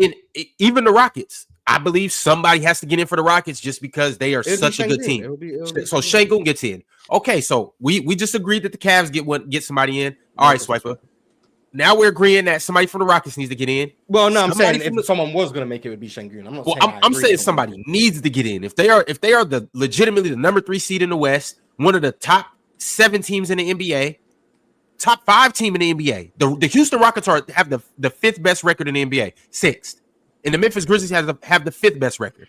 Somebody from Memphis got to get in. There's still 4 weeks to the All-Star game, Ron. You never know what's going to happen in the West. That's true. You're right. I'm just talking about as of right now. I believe Ja or Triple J got to get in, and if one of those two, if we got to select one of those two, I'm almost certain it will be Ja. I mean, I guess, but then LaMelo just got to get off the All-Star team. But that's not going to happen because he's going to get voted on. But at that point, you're just wasting a spot on LaMelo. Because if we're pointing in Jaren Jackson or Ja because they're a 2 seed, then why is there a 12 seed in the All-Star game? Because the fans want him, like you said. And the fans want Kyrie. Well, the fans want Kyrie, but they don't want Kyrie as much as they want Shea. They don't want Kyrie as much as they want. Well, yeah, Shea's gonna make it, and Steph's the game's in San Francisco. Steph's gonna make it, but in my opinion, the top 5 in the front court for the West are all gonna make it. The top 5 in the backcourt for the West are all going to make it. And that leaves 2 more spots for anyone in the bottom 5 in either category to make it. That's how I'm viewing it. That's what I think is going to happen. I can see that. And from there, to me, it's Şengün and Ja. I'm getting. I believe you got to reward. I got James Harden. I got James Harden. So I'll go Şengün and James Harden. That's probably what I go with. I'll go Şengün and James Harden. All right, but as of right now, though, as starters, I gotta ask you guys, how do you feel about the West? Right now, the starters would be SGA, Luka Doncic, KD, LeBron, and Jokic. How are we feeling about that starting 5? I'd start Wemby over one of them front court players. Other than that, it's fine. I have no. Who is it? One more time with the 5, bro.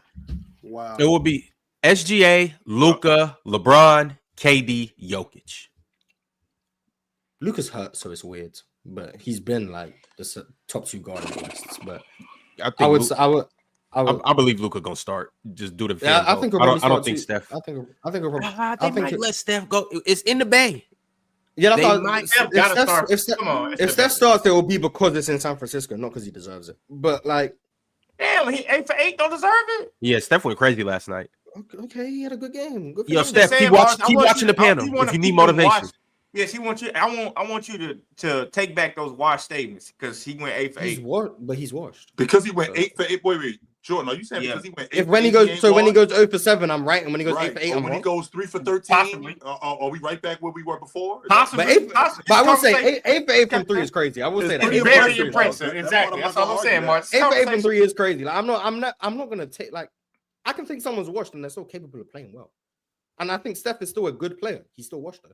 Like that's someone who was a top 10 player arguably ever, and now he's playing like a fringe all-star caliber player. Like he's washed. That's what it is. But 8 for 8 is wild. 8 for 8 is wild. I'm never gonna take with the shots he takes too. Them last couple ones, it was real. Yeah, but you know what Steph do when he up 30. You know what? Yeah, you know what on that. But just in general, 8 for 8 is wild. So shout out to Steph for that. But Wemby starting for me. I'll say that Wemby starting for me. All right, y'all. We got a couple players of the month over December. Let me go ahead and show y'all exactly who it is and what they did over the month of December. In the meantime, you guys know the drill. Like the video, subscribe. Shout out to everybody that is on Twitter that's tapping in. Salute to you guys. Make sure you get over to YouTube, subscribe, and like the video as well. I want to also shout out to our Hall of Famers, Tracy Steele, Kendall Daniels, Multi Kenny, and Cobra Son of Raditz. Salute to everybody. If you're not a member, go ahead and become a member. The show is brought to you by the good guys over at PrizePicks, where you can run your game, control your game, and win your game. When you play $5, you instantly get 50 back in promo funds only when you use promo code PANEL. Oh, and one more thing too. L chat. Whoa. L chat. Whoa. I don't know why it's just L chat. Ron fighting back today. Relax, Ron. Also, too, this is the first player of the month out east. Would you believe it if I told you the big bodega, the big prrr, is player of the month? They were 12. They were 12 I'm not surprised and 1. that, but man, 12 and 1.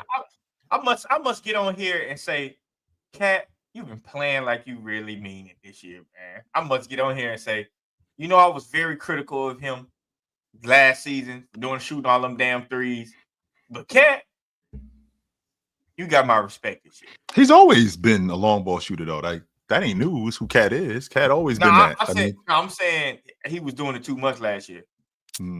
Yo, somebody in the comments said Catrick chewing, feasting on the league.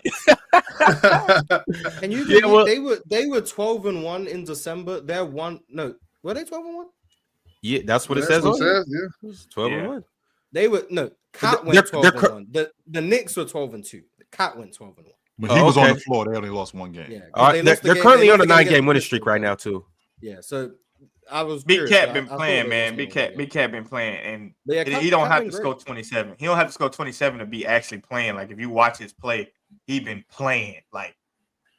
Yeah, you know, Jordan, that sounds like somebody I know. I mean, to play the basketball game, you know what I'm saying? 23, 14, and 3 sounds eerily similar to somebody. Hey, Ox, that sounds ridiculous. What you keep stop saying that because I just don't like how it sounds and how he getting treated. I don't like 23 and 14 is incredible, bro. Like that's 23 and 14 on is the crazy. winning But I team. mean, 20, Matter of 20, fact, on the winning 22, 14 and 6. I think that's That's what I'm incredible talking too. about. 22-14. That's wasn't Garden at the year he won the league MVP? Wasn't he like 23 and 13, some nonsense like that? We're 20 years removed from that. So. With 20 Hey, years all I'm removed. saying is- Don't forget them. 24 then is not the same as 24 now. Don't forget them 6. Don't forget them 6.5 assists though. Bro, all I'm saying is this though. For Cat to do that on a team that's winning, because winning does matter. I'm on that. For him to do that, I don't give like if he only needs 23 for them to get the wins. Shit, he doing his big one. He consistent at that. 23 and 14, man. That's a lot, bro. Like that's a lot. That's a lot of contribution to that team, bro. So Cat been great, yeah. Cat been it's been great. That's all I'm saying. He's been great. I mean, you're on a winning team. It's no need for him to score 30 if they win it 9 in a row. He did score 30 the other day, but I'm just saying, like, it's no need for him to average 30 if they doing what they doing. Like, respect it. He doing more than enough to win games, and that's all that matters. And if he can keep this up, front runner MVP, man. Yeah, well, salute to Big Kit Kat turning up New York. Wow, Ron, that's crazy. Salute to them. They doing their Ron, thing. We'll see if New York can continue their winning streak. As of right now, the Knicks are on a 9-game winning streak, 9-1 in their last 10 games. And tonight, y'all know who they play tonight? Yeah, Oklahoma City. The Thunder, right? It's a matchup in It's the OKC. player of the month battle. It's the player of the month battle. Yeah. So we will see. Oh, well, yeah, Mars just alluded to it because not only is Cat the player of the month for December in the Eastern Conference, but in the Western Conference, we got SGA. Mr. Aura himself. Shai Gilgeous-Alexander averaged 33.3 points, 5.2 assists, 2.5 steals, and they went 12-1 during the month of December. Damn. Oh, no. They went 12-2 during the month of December. I know who that loss was against. With him in the lineup, they were 12-1 though. No. They were 12-2. The championship, sure. Yeah, the in-season tournament. Yeah, they got that's right. Yeah. But I know who that regular season loss was against. I'll just the Rockets. I know who it was against. Yeah. Shout out to Fred VanVleet. Yeah. Bro, Can't wait to do that game later this month on playback when the Thunder get back. I ain't gonna lie. Shai been playing like a man. He playing like he need to be front runner for the MVP too. I just don't like hearing the. I just don't. And we had this conversation yesterday, Jordan. I just don't like hearing the. Shai's playing out of his mind. No, he ain't. This is who he is, and we in prime Shai years. I feel like we're in peak Shai years. He is not playing out of his mind. He's awesome. You know what's so crazy is don't chill. You're gonna see it. We're gonna see a stretch of years where he just run off 30 a game, and then sooner or later he a little young now. When he gets to like 28, 29, he gonna slow that down and average about a good 8.5 assists just because he want to get everybody else involved. You're gonna see Shai start slowing his game down and post up. You're gonna see him just pick his spots and you're gonna see another stretch of his game, which is gonna be incredible. We're gonna take it to another level. We in that space now. I mean, Ron told me yesterday. Ron, what is this? The third straight game? He told me he's averaging 30 a game. Third straight 30. So this is. I think I could get. If I'm being honest with you, Ron, I think I could get. He's 26. I think I could get 2 more. I think I can get 2-3 more years of this. Like, I think you're gonna get 2 more years of him averaging 30. But I'm saying when he gets to 29, years old, I don't think Shai gonna stop averaging 30. I think he's gonna slow down. I'm gonna tell you what's gonna happen, Ron. He's gonna slow down. He's gonna start to play make a little bit more to get other guys involved. Eventually, OKC is gonna do something with one of their guys, like Jalen Williams, not Chet Holmgren, but they're gonna do something with one of them guys, like hand one of them off. So I think you're gonna see Shai just work on just getting more people involved. I think you're gonna see that a lot. Like, he's gonna be intentional about it. I'm not saying he don't do it now, but he's gonna be intentional about it. Like, okay, y'all need to get involved now, and then I'm gonna take us home. He's gonna take that approach because just scoring 30 something like that shit is hard as hell to consistently do and win. I mean, they're doing it. Bounced in the playoffs, but if they get bounced in the playoffs again, I think he'll have a different approach. Shai Potentially. He's a pretty good player. No, he is. I'm not taking that away from him. I'm just saying that's usually what happens when, like, okay, I'm scoring all these points, but if I don't win, I got to figure out why we not winning, and they'll just try to look to the role players to do more. That's usually what happens. Like, okay, I got to get these guys going. So, All right, y'all. We got some super chats, so let's go ahead and make it happen. Shout out to everybody that sent through a super chat. Once again, shout out all of our members, shout out all of our subscribers, and everybody that's watching on YouTube. Well, shout out everybody that's watching on Twitter. You guys are the best. Everybody that's watching on YouTube, type it in the chat. LU. Jay Got Game said, Dub Knicks, I'm sick of y'all. I meant to come at PC on this last year during the All-Star break about Brunson. The majority of New Yorkers are not Knicks fans. I was killed as a kid for being one. Everyone over here is a player fan. Oh, so it's a bunch of Marses running around New York? Yeah. Sounds like a great place. Sorry that you got killed once, bro. Gandhi KV2 said, I joined late. Chill, can we get that top 10 big man list if you haven't yet? Is Mobley even top 12?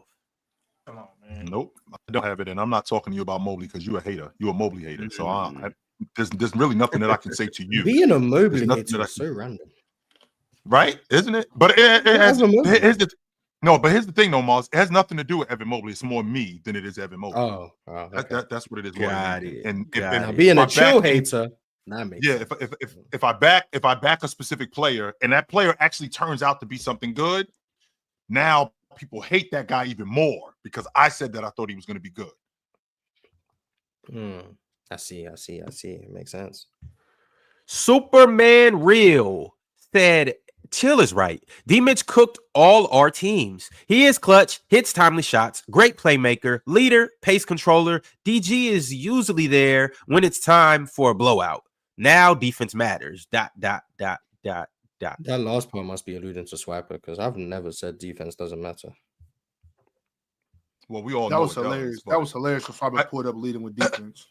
He did do that. He 100% did that. And what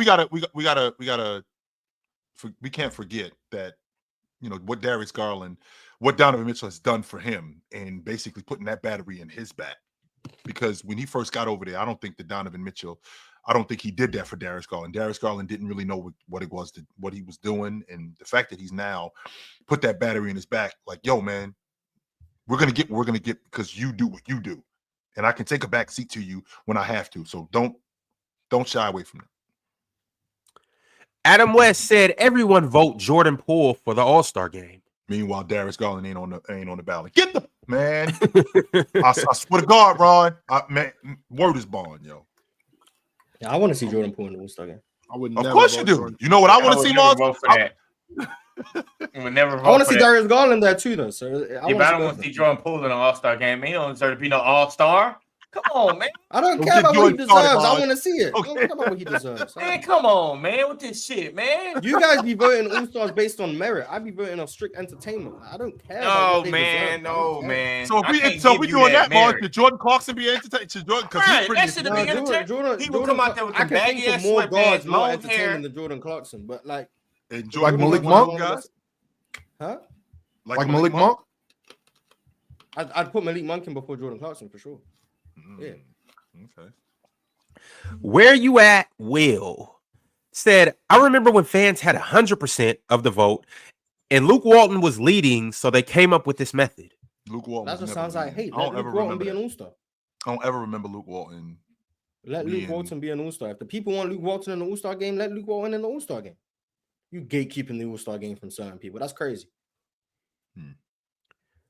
Carl Bates said LaMelo is averaging a selfish 30. He even got benched for selfishly chasing points. I think people vote him because his name is on the East backcourt list.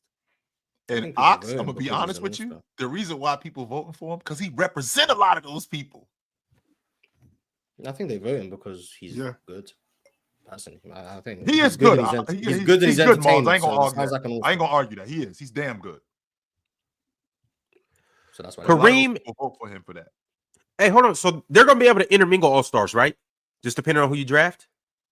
I don't know. Yeah, I'm pretty sure. It's three teams of 8, so I'd assume so. Yeah. Like I need that LaMelo Wemby team. That's what I need. Need that. I'm not watching Bronny and Bron on the same team. I know that. Fool, you gonna be at the game? How you not gonna watch it? I'm gonna be doing something. Close his eyes. Hey, we're gonna be in San Francisco, right? You know what time it is. Uh-oh. Yeah, time to be homeless.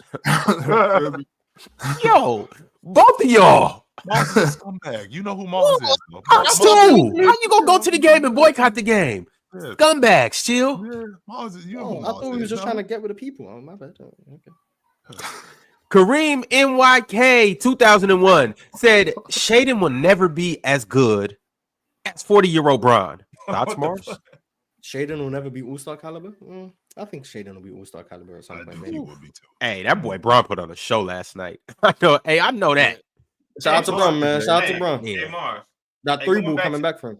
That's Hold nice. on, Ron. Going back to that Luke Walton, him being an All-Star. I think they didn't let him be on the All-Star team because rest in peace to his dad, but then nobody want to hear him commentate that shit, man. That's one of the worst goddamn commentating. Nah, you know, rocking with Bill Walton commentary. You're spinning right Hell now. You're no, spinning right bro. now, Jordan. RIP to Bro. the legend, but I cannot stand that listening shit. to that man. His commentating is horrible. His shit and Chris Webber shit is like top 10 worst of all time, bro. Like in any sport. Jordan, I think Yeah. I think you're on your computer mic. I don't think you're on your regular mic. I think something going on. Nah, there. he Yeah, just sound Jordan. bad all the time. That's Is that what it is? Yeah. I don't know. He just Damn. knows sound bad. Yeah. Mars, Damn. go See, ahead. Jordan, I don't typically think you sound bad. I just think that was a bad Bill Walton take. I was one of the best announcers that the game has ever had. Ron, Salute stop to it. Bill This Walton dude and used to be telling stories his about history stuff lessons. Did he used to be fix telling you? stories about stuff he couldn't possibly know about. Mhm. He's It like, fixed? yeah, you know the kid when his mom was in high school, she but like, yeah, you know that. What are you talking Yeah, about? bro. He Bill got Walton. insider information. Bro, R.I.P. Bill Bill Walton used to R.I.P. be Bill high as Walton, 'cause hell I like- commentating, bro. I really liked Bill Walton as a person when he would have fun Yeah. and Love talk Bill and stuff Walton, like that yo. was so cool. Like I love that part about Bill Walton that he was just being himself all the time. Remember the time? Yeah, remember bro, the that time shit he would had piss he me had, off. he had the co-host. He had the one dude so pissed that time because he just kept playing with him. You know, Mhm. Bill See, Walton was a funny dude. You know what I'm saying? For sure. Man but of the just people. commentating the games, I just couldn't get That with shit it. was hard. You gotta watch that shit I on just mute. couldn't do Him and Chris I think we Webber. got to give him I want you to keep going, Ron, but I think we got to give Bill Walton a lot more credit than we have. You know, Bill Walton had a speech impediment, and for him to become an announcer the way he did, I think that's a testament to him overcoming that. He had a real I bad guess, speech but impediment. she should just stayed on topic, bro. Him and Chris Webber, bro. He wanted Chris to Webber- talk. See, Bill Walton, he was Chris a Webber was he wasn't there to ridiculous, commentate on the game. He was there to just talk while the game was going on. Nobody That's want to what he hear was that there shit, for. man. Like, That's bro, what he was there for, man. especially Respect when your Bill team Walton, losing, like man. when you watching your team lose and he just doing some bullshit, you're like, bro, what the hell is he talking about? See, Just Jordan like and when Ox, You want him to commentate on your team getting smoked? Man, nah. Jordan and I wanna Ox, talk about y'all that. need to get off your country black asses and become more Bill Walton like. All right, y'all need to get out there and get some insider information for this show. All right, maybe Now- we get so tired now- of y'all now- going off topic. so now Maybe I'm we a get bum. tired of y'all yapping. Maybe y'all should go get some inside information on some of these NBA Ox your players bum ass. so you Ox can do your something bum. useful for these fans. Damn. Yo, hey, Ron, have you ever heard yourself on playback? That's on playback. Yeah, Oh, all right. Bro, All right. Ron be Yeah, straight in the stands on play. Keep going, Ron. Super chat, Ron. Keep rolling, Ron. Let's Thank keep you, rolling. Chill. Thank you, Chill. See, y'all was about to get us off topic. Got the nerve to talk about Bill Walton. And what y'all do? Gandhi KV2 said, "No, Chill. I respect you. I hate the Cavs. I'm a There Knicks we fan. go. I saw Julius Randle, little boy him, in the playoffs once. He actually didn't do that bad against Julius Randle. If I remember correctly, Evan Mobley was actually pretty good defensively against Julius Randle. It was just too big of a stage. Trayvon Ray said the Knicks are one of the slowest paced teams in the league, so Cats 23-14 is better than it looks. Hmm. Yeah, whatever. People gonna start taking the West Coast serious at some point. Ridge-Matic has been a member for 12 months, and he sent through a members chat. He said ninjas cut their hair off and get bold. Ron? Hmm. Done wrong. Nah, I'll grow it back and get bold. You won't do it, Ron. You will Uh, not. Get your dreads All knocked right. off. Get your dreads knocked off. Unlimited Z said, Ox, just for that teenager comment, I'm telling all my fans not to vote for Domas too. He about to miss the All-Star game again back to back. Don't no one want to see I don't need DeMontis your- Sabonis I don't in the need your All-Star love. game, man. I want to see No one wants DeMontis in the All-Star game, Ox. Ooh, Don't I ain't oh, listening to look at that dribble Yes, I do. handoff. Ooh, like, no one Yes. wants to see that. Damn. Mars, just so you Well, know, the thing about the All-Star game is, to me, it was never supposed to be a clown show. It was never supposed to be the Globetrotter show. It was supposed to be the best basketball players Yeah, in but the it's not NBA. that no more. So let's just that's give up. that's okay, but that might be what it is to you. But I'm talking about what the All-Star game is supposed to be. It's supposed to be the best basketball players playing basketball. Yeah, but we're not gonna get that. So let's get the most entertaining ones. It's not. That No. shit ain't entertaining. But dribble Like handoffs. if that entertain, good basketball is entertaining. That shit that they we do. want to see Kyrie entertaining. tween hezzy step back. Like that's what we want to see. You can see Kyrie do that in a regular in a game. Kyrie would do I that want to see it in when the we're All-Star playing. game. And you can see Kyrie him would do that you when can see that in the All-Star game too. But you know what else you can see in the All-Star game? You can see when shots get missed. I can see Sabonis cleaning glass because he's one of the best in the Ain't league. no one watching the All-Star game for rebounds. No, Ain't no, no one watching the Mars, All-Star game to see some rebounds. I don't know if you know this, Mars, but the All-Star game used to be the best pickup game. That's what, and rebounding is part of pickup games. Yeah, Playing used to defense be. is part You're of living in the pickup past. games. It's not Just ain't- throwing the ball between your Oh legs. my God, 6 or 7 Sabonis times. boxed out. Ooh, like no one Yes, and cares. get the rebound Take that so you can bucket. throw it. Get the rebound so you can throw it to Luka so he can speed the game up. So we Or can play Luka faster. can go get the rebound and do that himself. Don't need no Yeah, Domantas Sabonis rebounds. I'm not entertaining this shit no more, bro. Like, it's Yeah, no gone. one trying to watch Jalmar that. Skeet Nielsen with the super chat. Jalmar Skeet said, all I'm hearing is, quote unquote, caring about accolades is stupid, and we shouldn't care about it when ranking players when you talk about the voting. It's too late for that. People have made up their minds. I feel like 40 years from now, I feel like more people will be on my side of the accolade argument. But until then, nah, we just gonna have to. People gonna care. Here's what it is. Unlimited Z said, Ox, we are informed, and we don't care about the best players about who the best players are. We trying to have fun. It's all stars, not all NBA. The all stars is for the fans to have fun. Oh man, The problem is people don't think basketball is fun anymore. People don't like basketball. That's the only thing. That's the one thing that I've really come to realize is that people do not even like basketball, and that's fine. I do. So I'm gonna stand on this hill I'm standing on right now. That the All-Star game is supposed to be a basketball game of the best basketball players put together. That's what they like more of the entertainment part of the game. I'm saying. Go. I mean, the Harlem Globetrotters. They're still touring. Go watch that shit. Like they're still touring. We saw Domantas in the All-Star game. He ain't do anything. I'm not going to that shit because I don't. That's not basketball. So I've seen Domantas in the All-Star game do nothing. So yeah, I know more. I know. If he gonna do nothing, I might as well get someone who look cooler doing nothing. I know more. Yeah. Yeah, I don't like basketball. Tyrone Flawless Wiggins said, Chill gonna get these strokes is catastrophically egregious. Yeah, because I still don't mean what other strokes was he talking about? Jordan, different strokes for different folks. That's all you need to know.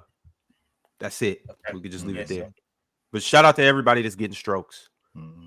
Superman Real said, we are all fans, and I think that's who I think that's who they believe are the best players in the world. The media is wrong a lot. I can trust 20 million fans versus 50 media votes. 500 media. 500. Okay, yeah. See, I don't agree with him.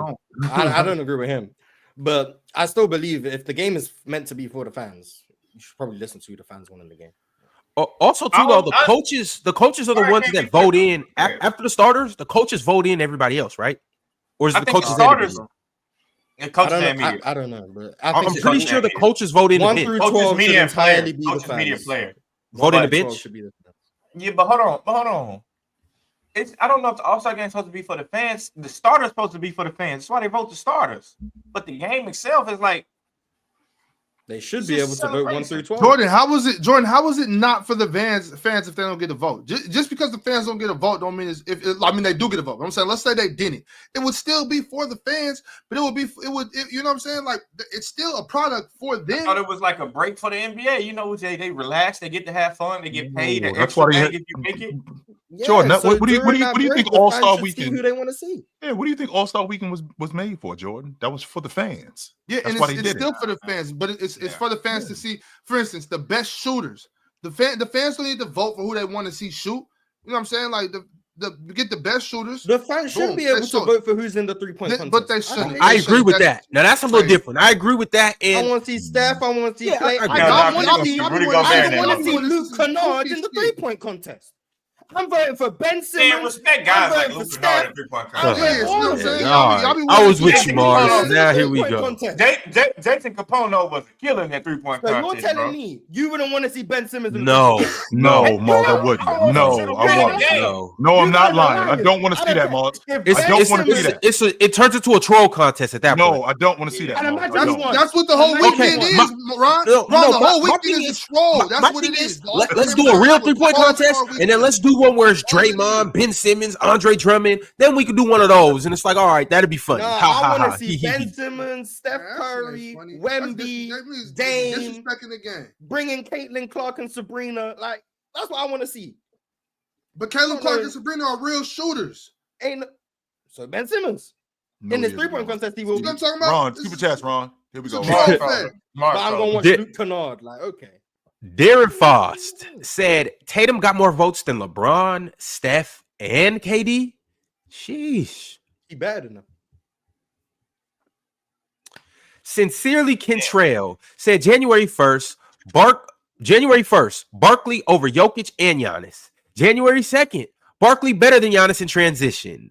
Charles a better rebounder than Jokic, peak for peak. Hashtag chill 2025. Well, the rebounds in one isn't as bad. To be fair, I don't think that's. Hey, with that name, Sincerely Kentrell, I know for sure he'll YN crash out. Okay. The Trib One said there's no real incentive for the players to play hard today in the All-Star game. Players in the past used it to increase their brand. Players are known now. The incentive is that you're playing basketball. That's the incentive. You're on the court. Yeah. That ain't enough, Ox. The fact that you on the court, that ain't enough. Nope. The fact that you're in the NBA All-Star game, that ain't enough. No. Marcus FRM 626 said, I'm glad Ant's dealing with this at 23. It ain't a lot of 23-year-olds in history that got that coverage. Once he learns how to exploit it, it's over. Okay, the coverage is on that advanced. He's getting blitzed and doubled, and like it's not advanced coverages. But Right. sure, I do think it's beneficial. It's beneficial to see them in the regular season and not just in the playoffs. I would say that it's beneficial to see more coverages in the regular season. He ain't just getting slammed to the floor like or clotheslined. I think that's the Yeah, difference. that's not happening. But Yeah. it's still good for him. Once again, L Brotherhood, L Chat. Brand sent through a super chat. He said, chill. You said something that you don't believe. Mars said you didn't believe it, and you got mad that he challenged you. You doubled down. Did you say something you didn't believe? No, I didn't. Mars said you didn't believe it, and then he challenged you and you doubled down. No. All right, Brand, you're lying. You said something you didn't believe. Mhm. Avery B has been a member for 17 months. He said, go on NBA.com to see how the voting works. They sort by points per game, which is why LaMelo and Paulo are high. You have to scroll for Sabonis, biased for scores. Fans want to see scorers. It's not a surprise. Sorry, I wonder Ben what Wallace the being I wonder on- what it's the not I Ben wonder what the Wallace ratings being were on with this I wonder what the ratings were for last year's All-Star game. Because just so you know, Mars, they scored 211 points in the All-Star game last year. One team did. So I wonder. They shot like 150 threes. Mhm. Something like that. So actually I don't know how wonder. many they shot. So That's I just so wonder. entertaining. I just wonder what I just wonder what the ratings are, and because like people care about scoring. So All right, y'all. I'm running a poll right now. Make sure you go over and vote on that poll. Also, after you do that, or before you do that, preferably, like the video and subscribe if you haven't. Shout out to everybody on Twitter yet again. Where you at? Will said, Swiper, take off that mask. Let that bald head breathe and shine, boy. You just adding words is crazy. It's great. Yeah, that's is a crazy super chat. JB Parisian said, I like watching Julius Randle hoop. See, now that's a lie. Some people do like watching Julius Randle. right, but him, if he were to say that, and he know he can't stand Julius Randle, he know he lying. That's a lie. Darren Foss said Jason Tatum didn't give a shit about Ant's aura last night. Hashtag belt to ass. He took the matchup. Yeah, he took the assignment early. That was him. Maradi Tanzambi said, laughing my ass off, it's so easy to rattle chill. All right, No troll. Question, chill. Worst game you ever been at and why? The worst game I've ever been at. I don't know. That Wilt 100-point game because you know his cap. Mm-hmm. Maybe Will. Yeah, I was there. Yeah. That was. I can tell you. Chill know Wilt only scored 76 and you know they lying. He actually scored 89 in that game. I counted all 89 points. So. See, yeah. Hey, look, I'm gonna tell you the worst game I've been at. I went to a game, the Clippers versus Memphis Grizzlies. And Kawhi didn't play. Paul George no, he definitely didn't. None of them played. And John Morant crossed the shit out of Jerome Robinson. I don't know if y'all remember. I'm talking about made his ass fall like crazy work. But I look around and everybody was taking a nap, including me. I woke up and like, oh shit, the game's still on. That was the worst game I've ever been to. It looked like open gym. Dead ass. Jerome Robinson down. Duke did it. Said, I agree with Mars. I never wanted to watch Duncan in an All-Star game because his game isn't for it. Damn. Ain't no one there to watch these people, man. Oh, look, he did a bank shot. Ooh. Don't no one care. No, you don't care. Slitherman has been a member for 7 months. He said, Chill never talks well about D'Antoni. Respect a legend. That's not true. That's a top 10 coach of all time. Yeah, that's not true. I talk about Mike D'Antoni in a good way. The 8 seconds or less offense was revolutionary. 100% it was. But that's why he's a top 10 coach ever. I don't talk about him like I did years ago because he's 73 years old. It's time for other coaches to be around. That's all. Is he older or younger than Pop? Younger than Pop. He's younger. Barely though. Shout out to Pop, man. One unemployment. Said, damn, man. Anybody on the panel got some bread for me? Then Project Boppers draining my pocket. Man. Shout out to one unemployment, man. Man, Shout out to the trying Project tell you, Boppers. man, buying that $25 cat, you better hit the clinic, boy. Damn. Damn. All right, That's moving along. That's the odds. Carlos Hernandez said, should we be worried about my Mavs or will they be fine when Luka comes back? You'll be fine even without Luka. You guys will be all right. That was crazy work. I just want to say that. That was crazy work. I know that's crazy work. That's what I'm saying. DeSarmo said, the goalpost mover still #1 MVP. OKC fans turn to feel how strong the Jokic media is. Bill Simmons /Ringer and the YouTube Twitter stat geeks are a cancer. That YT means white. No, he got him in YouTube. He means white. That's why he was to spell Jokic like that. You guys just need to stop caring about the MVP so much. Like, I promise you'll be so much happier. Instead of like every week, oh my god, now this guy should be the MVP. He's not the MVP they're hating. Like, if you just didn't care, like you really just wouldn't care who wins it. But you're affecting your own mental health by just being mad about the award every 2 days. Your mental health. Facts. Void Century said that 3-team Heat, Warriors, and Kings trade gonna hit like crack. Jimmy to the Warriors, Fox to Miami, Heat and Warriors, youngins, and picks to the Kings. Well, so they get Jonathan Kuminga and vibes. Khalil Ware, Jovic. Sure, that's a great team, man. Yeah, it's gonna hit like team. crack. And they're gonna have to trade Sabonis instantly. But Tito El Bandito said, chill. Put prime Mark Jackson on the Lakers. Do they win the chip or lose in the play-in? They win the chip, chill. Do the right thing. That's random as hell. Prime Mark Jackson. No, they're not winning the chip because prime Mark Jackson and James doesn't work because you got two dominant ball handlers. That's why Russ and James didn't work. So no, they're not winning the chip with them two dudes. And on top of that, Mark Jackson did not stretch the defense. No, he did not. Mark Jackson gonna tell Bron, go right there in the corner and knock it out the park. That's what he told. That's what he said he did to Savannah. I couldn't believe that one, man. That gotta be that video gotta be like cut up or like what happened. Like I really need to go back and listen to the whole statement because knocking Savannah out the park is crazy. I just don't get that one. I don't get that one. Unlimited The said Dirk 2019 when talking about players who were on a trash team that started an All-Star game. I don't think he started. He was in the All-Star game though, but that was the him and D Wade were like the honorary All-Star. Oh, yeah. That was a good year. I enjoyed that. Ezekiel said, chill. LeBron in 22 started and the Lakers were bad. They weren't. So wait. The 2016 Lakers bad though. But do you guys have a problem with Dirk and D Wade making All-Stars when they clearly aren't All-Star caliber players? No. The honorary one? No, not at all. Okay. But Jordan Poole is where you draw the line. Jordan Poole is not Dirk or D Jordan Wade. Poole, yeah. No, but Jordan Poole was better than them in those seasons. Well, yeah, but especially he's Dirk. not Dirk or D Could Wade. we please not entertain But, this? My point is, we understand the fans want to see washed up Dirk and D Wade. Like maybe the fans want to see these other guys too. You're just giving people All-Star selections. Why not just give the fans what they want to see? Unlimited Z. Go ahead, man. I'm sorry. Unlimited Z said, "This isn't who better, Ox. We don't want to see Sabonis." That's the problem. You get it, Ox? And that's the problem right there. Ox, But if the All-Star game doesn't play defense, there's no physicality, there's no post-ups. What do you want to see Sabonis for anyway? I guess. None of the rebounds are contested. He's just going to get the ball off the rim. Like he's not going to do anything.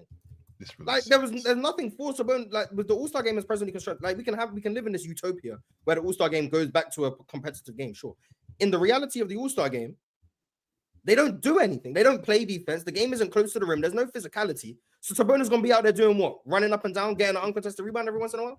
Like, what do you want to see him there for? What's he going to do?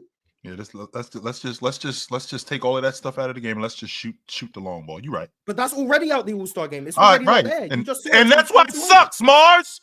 That's that fine. reason That's right fine. there. But putting That's why it Sabonis in the sucks. game doesn't change And that's that. why people are complaining about it. Putting Sabonis in the game does not change that.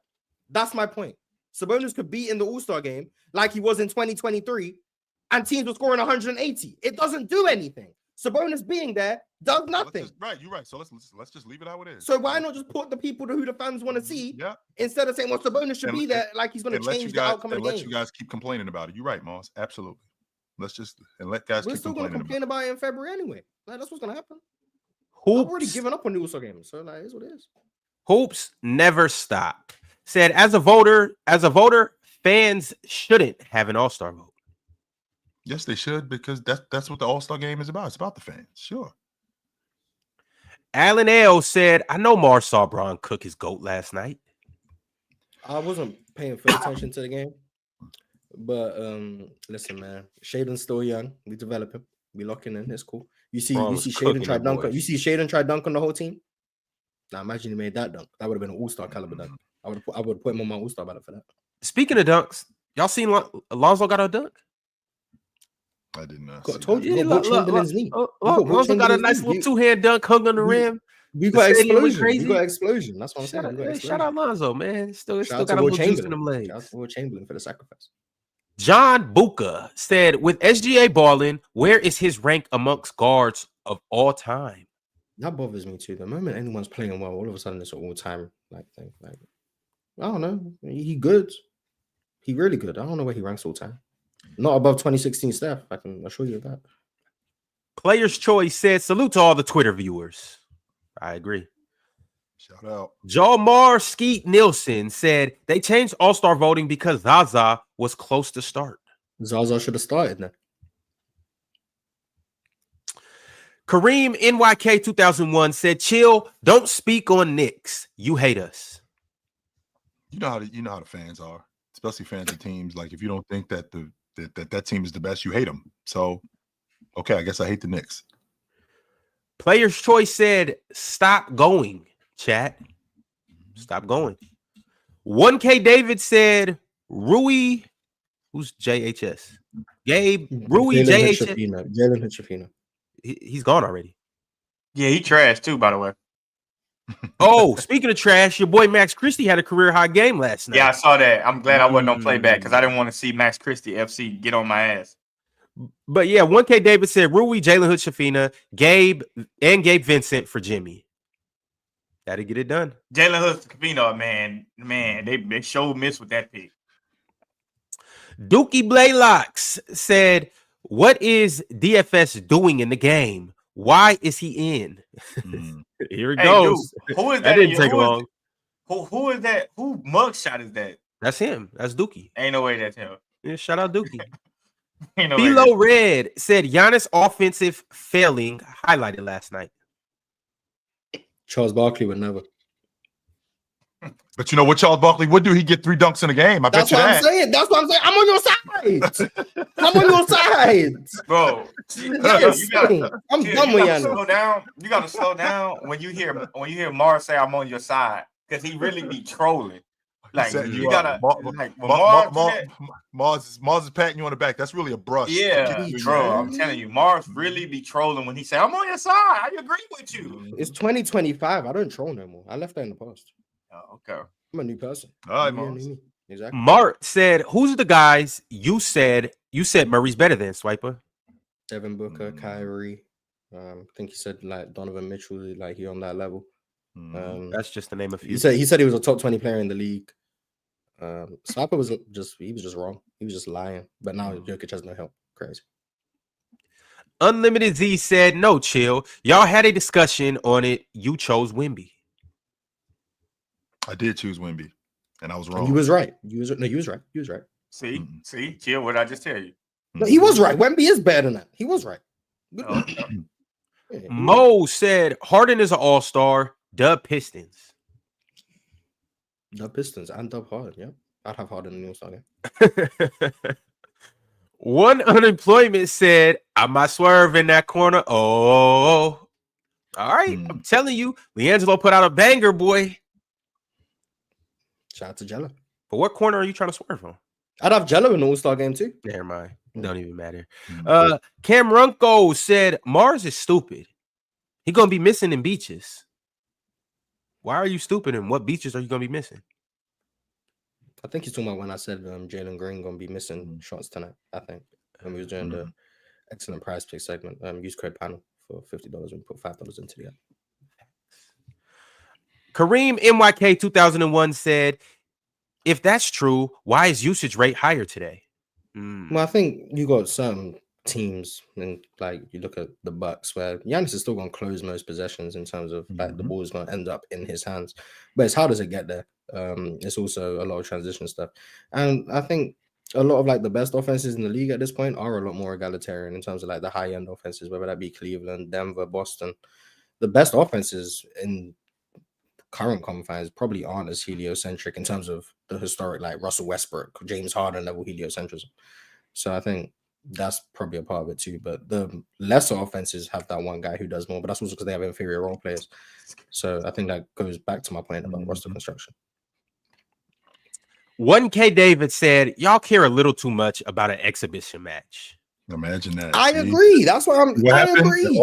And this is the logic right here. Keep going, Ron. This is why it's an exhibition. Why not just let people see who they want to see?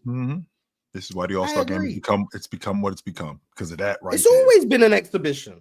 Right. And in addition to it being an exhibition, it's always been the best pickup game.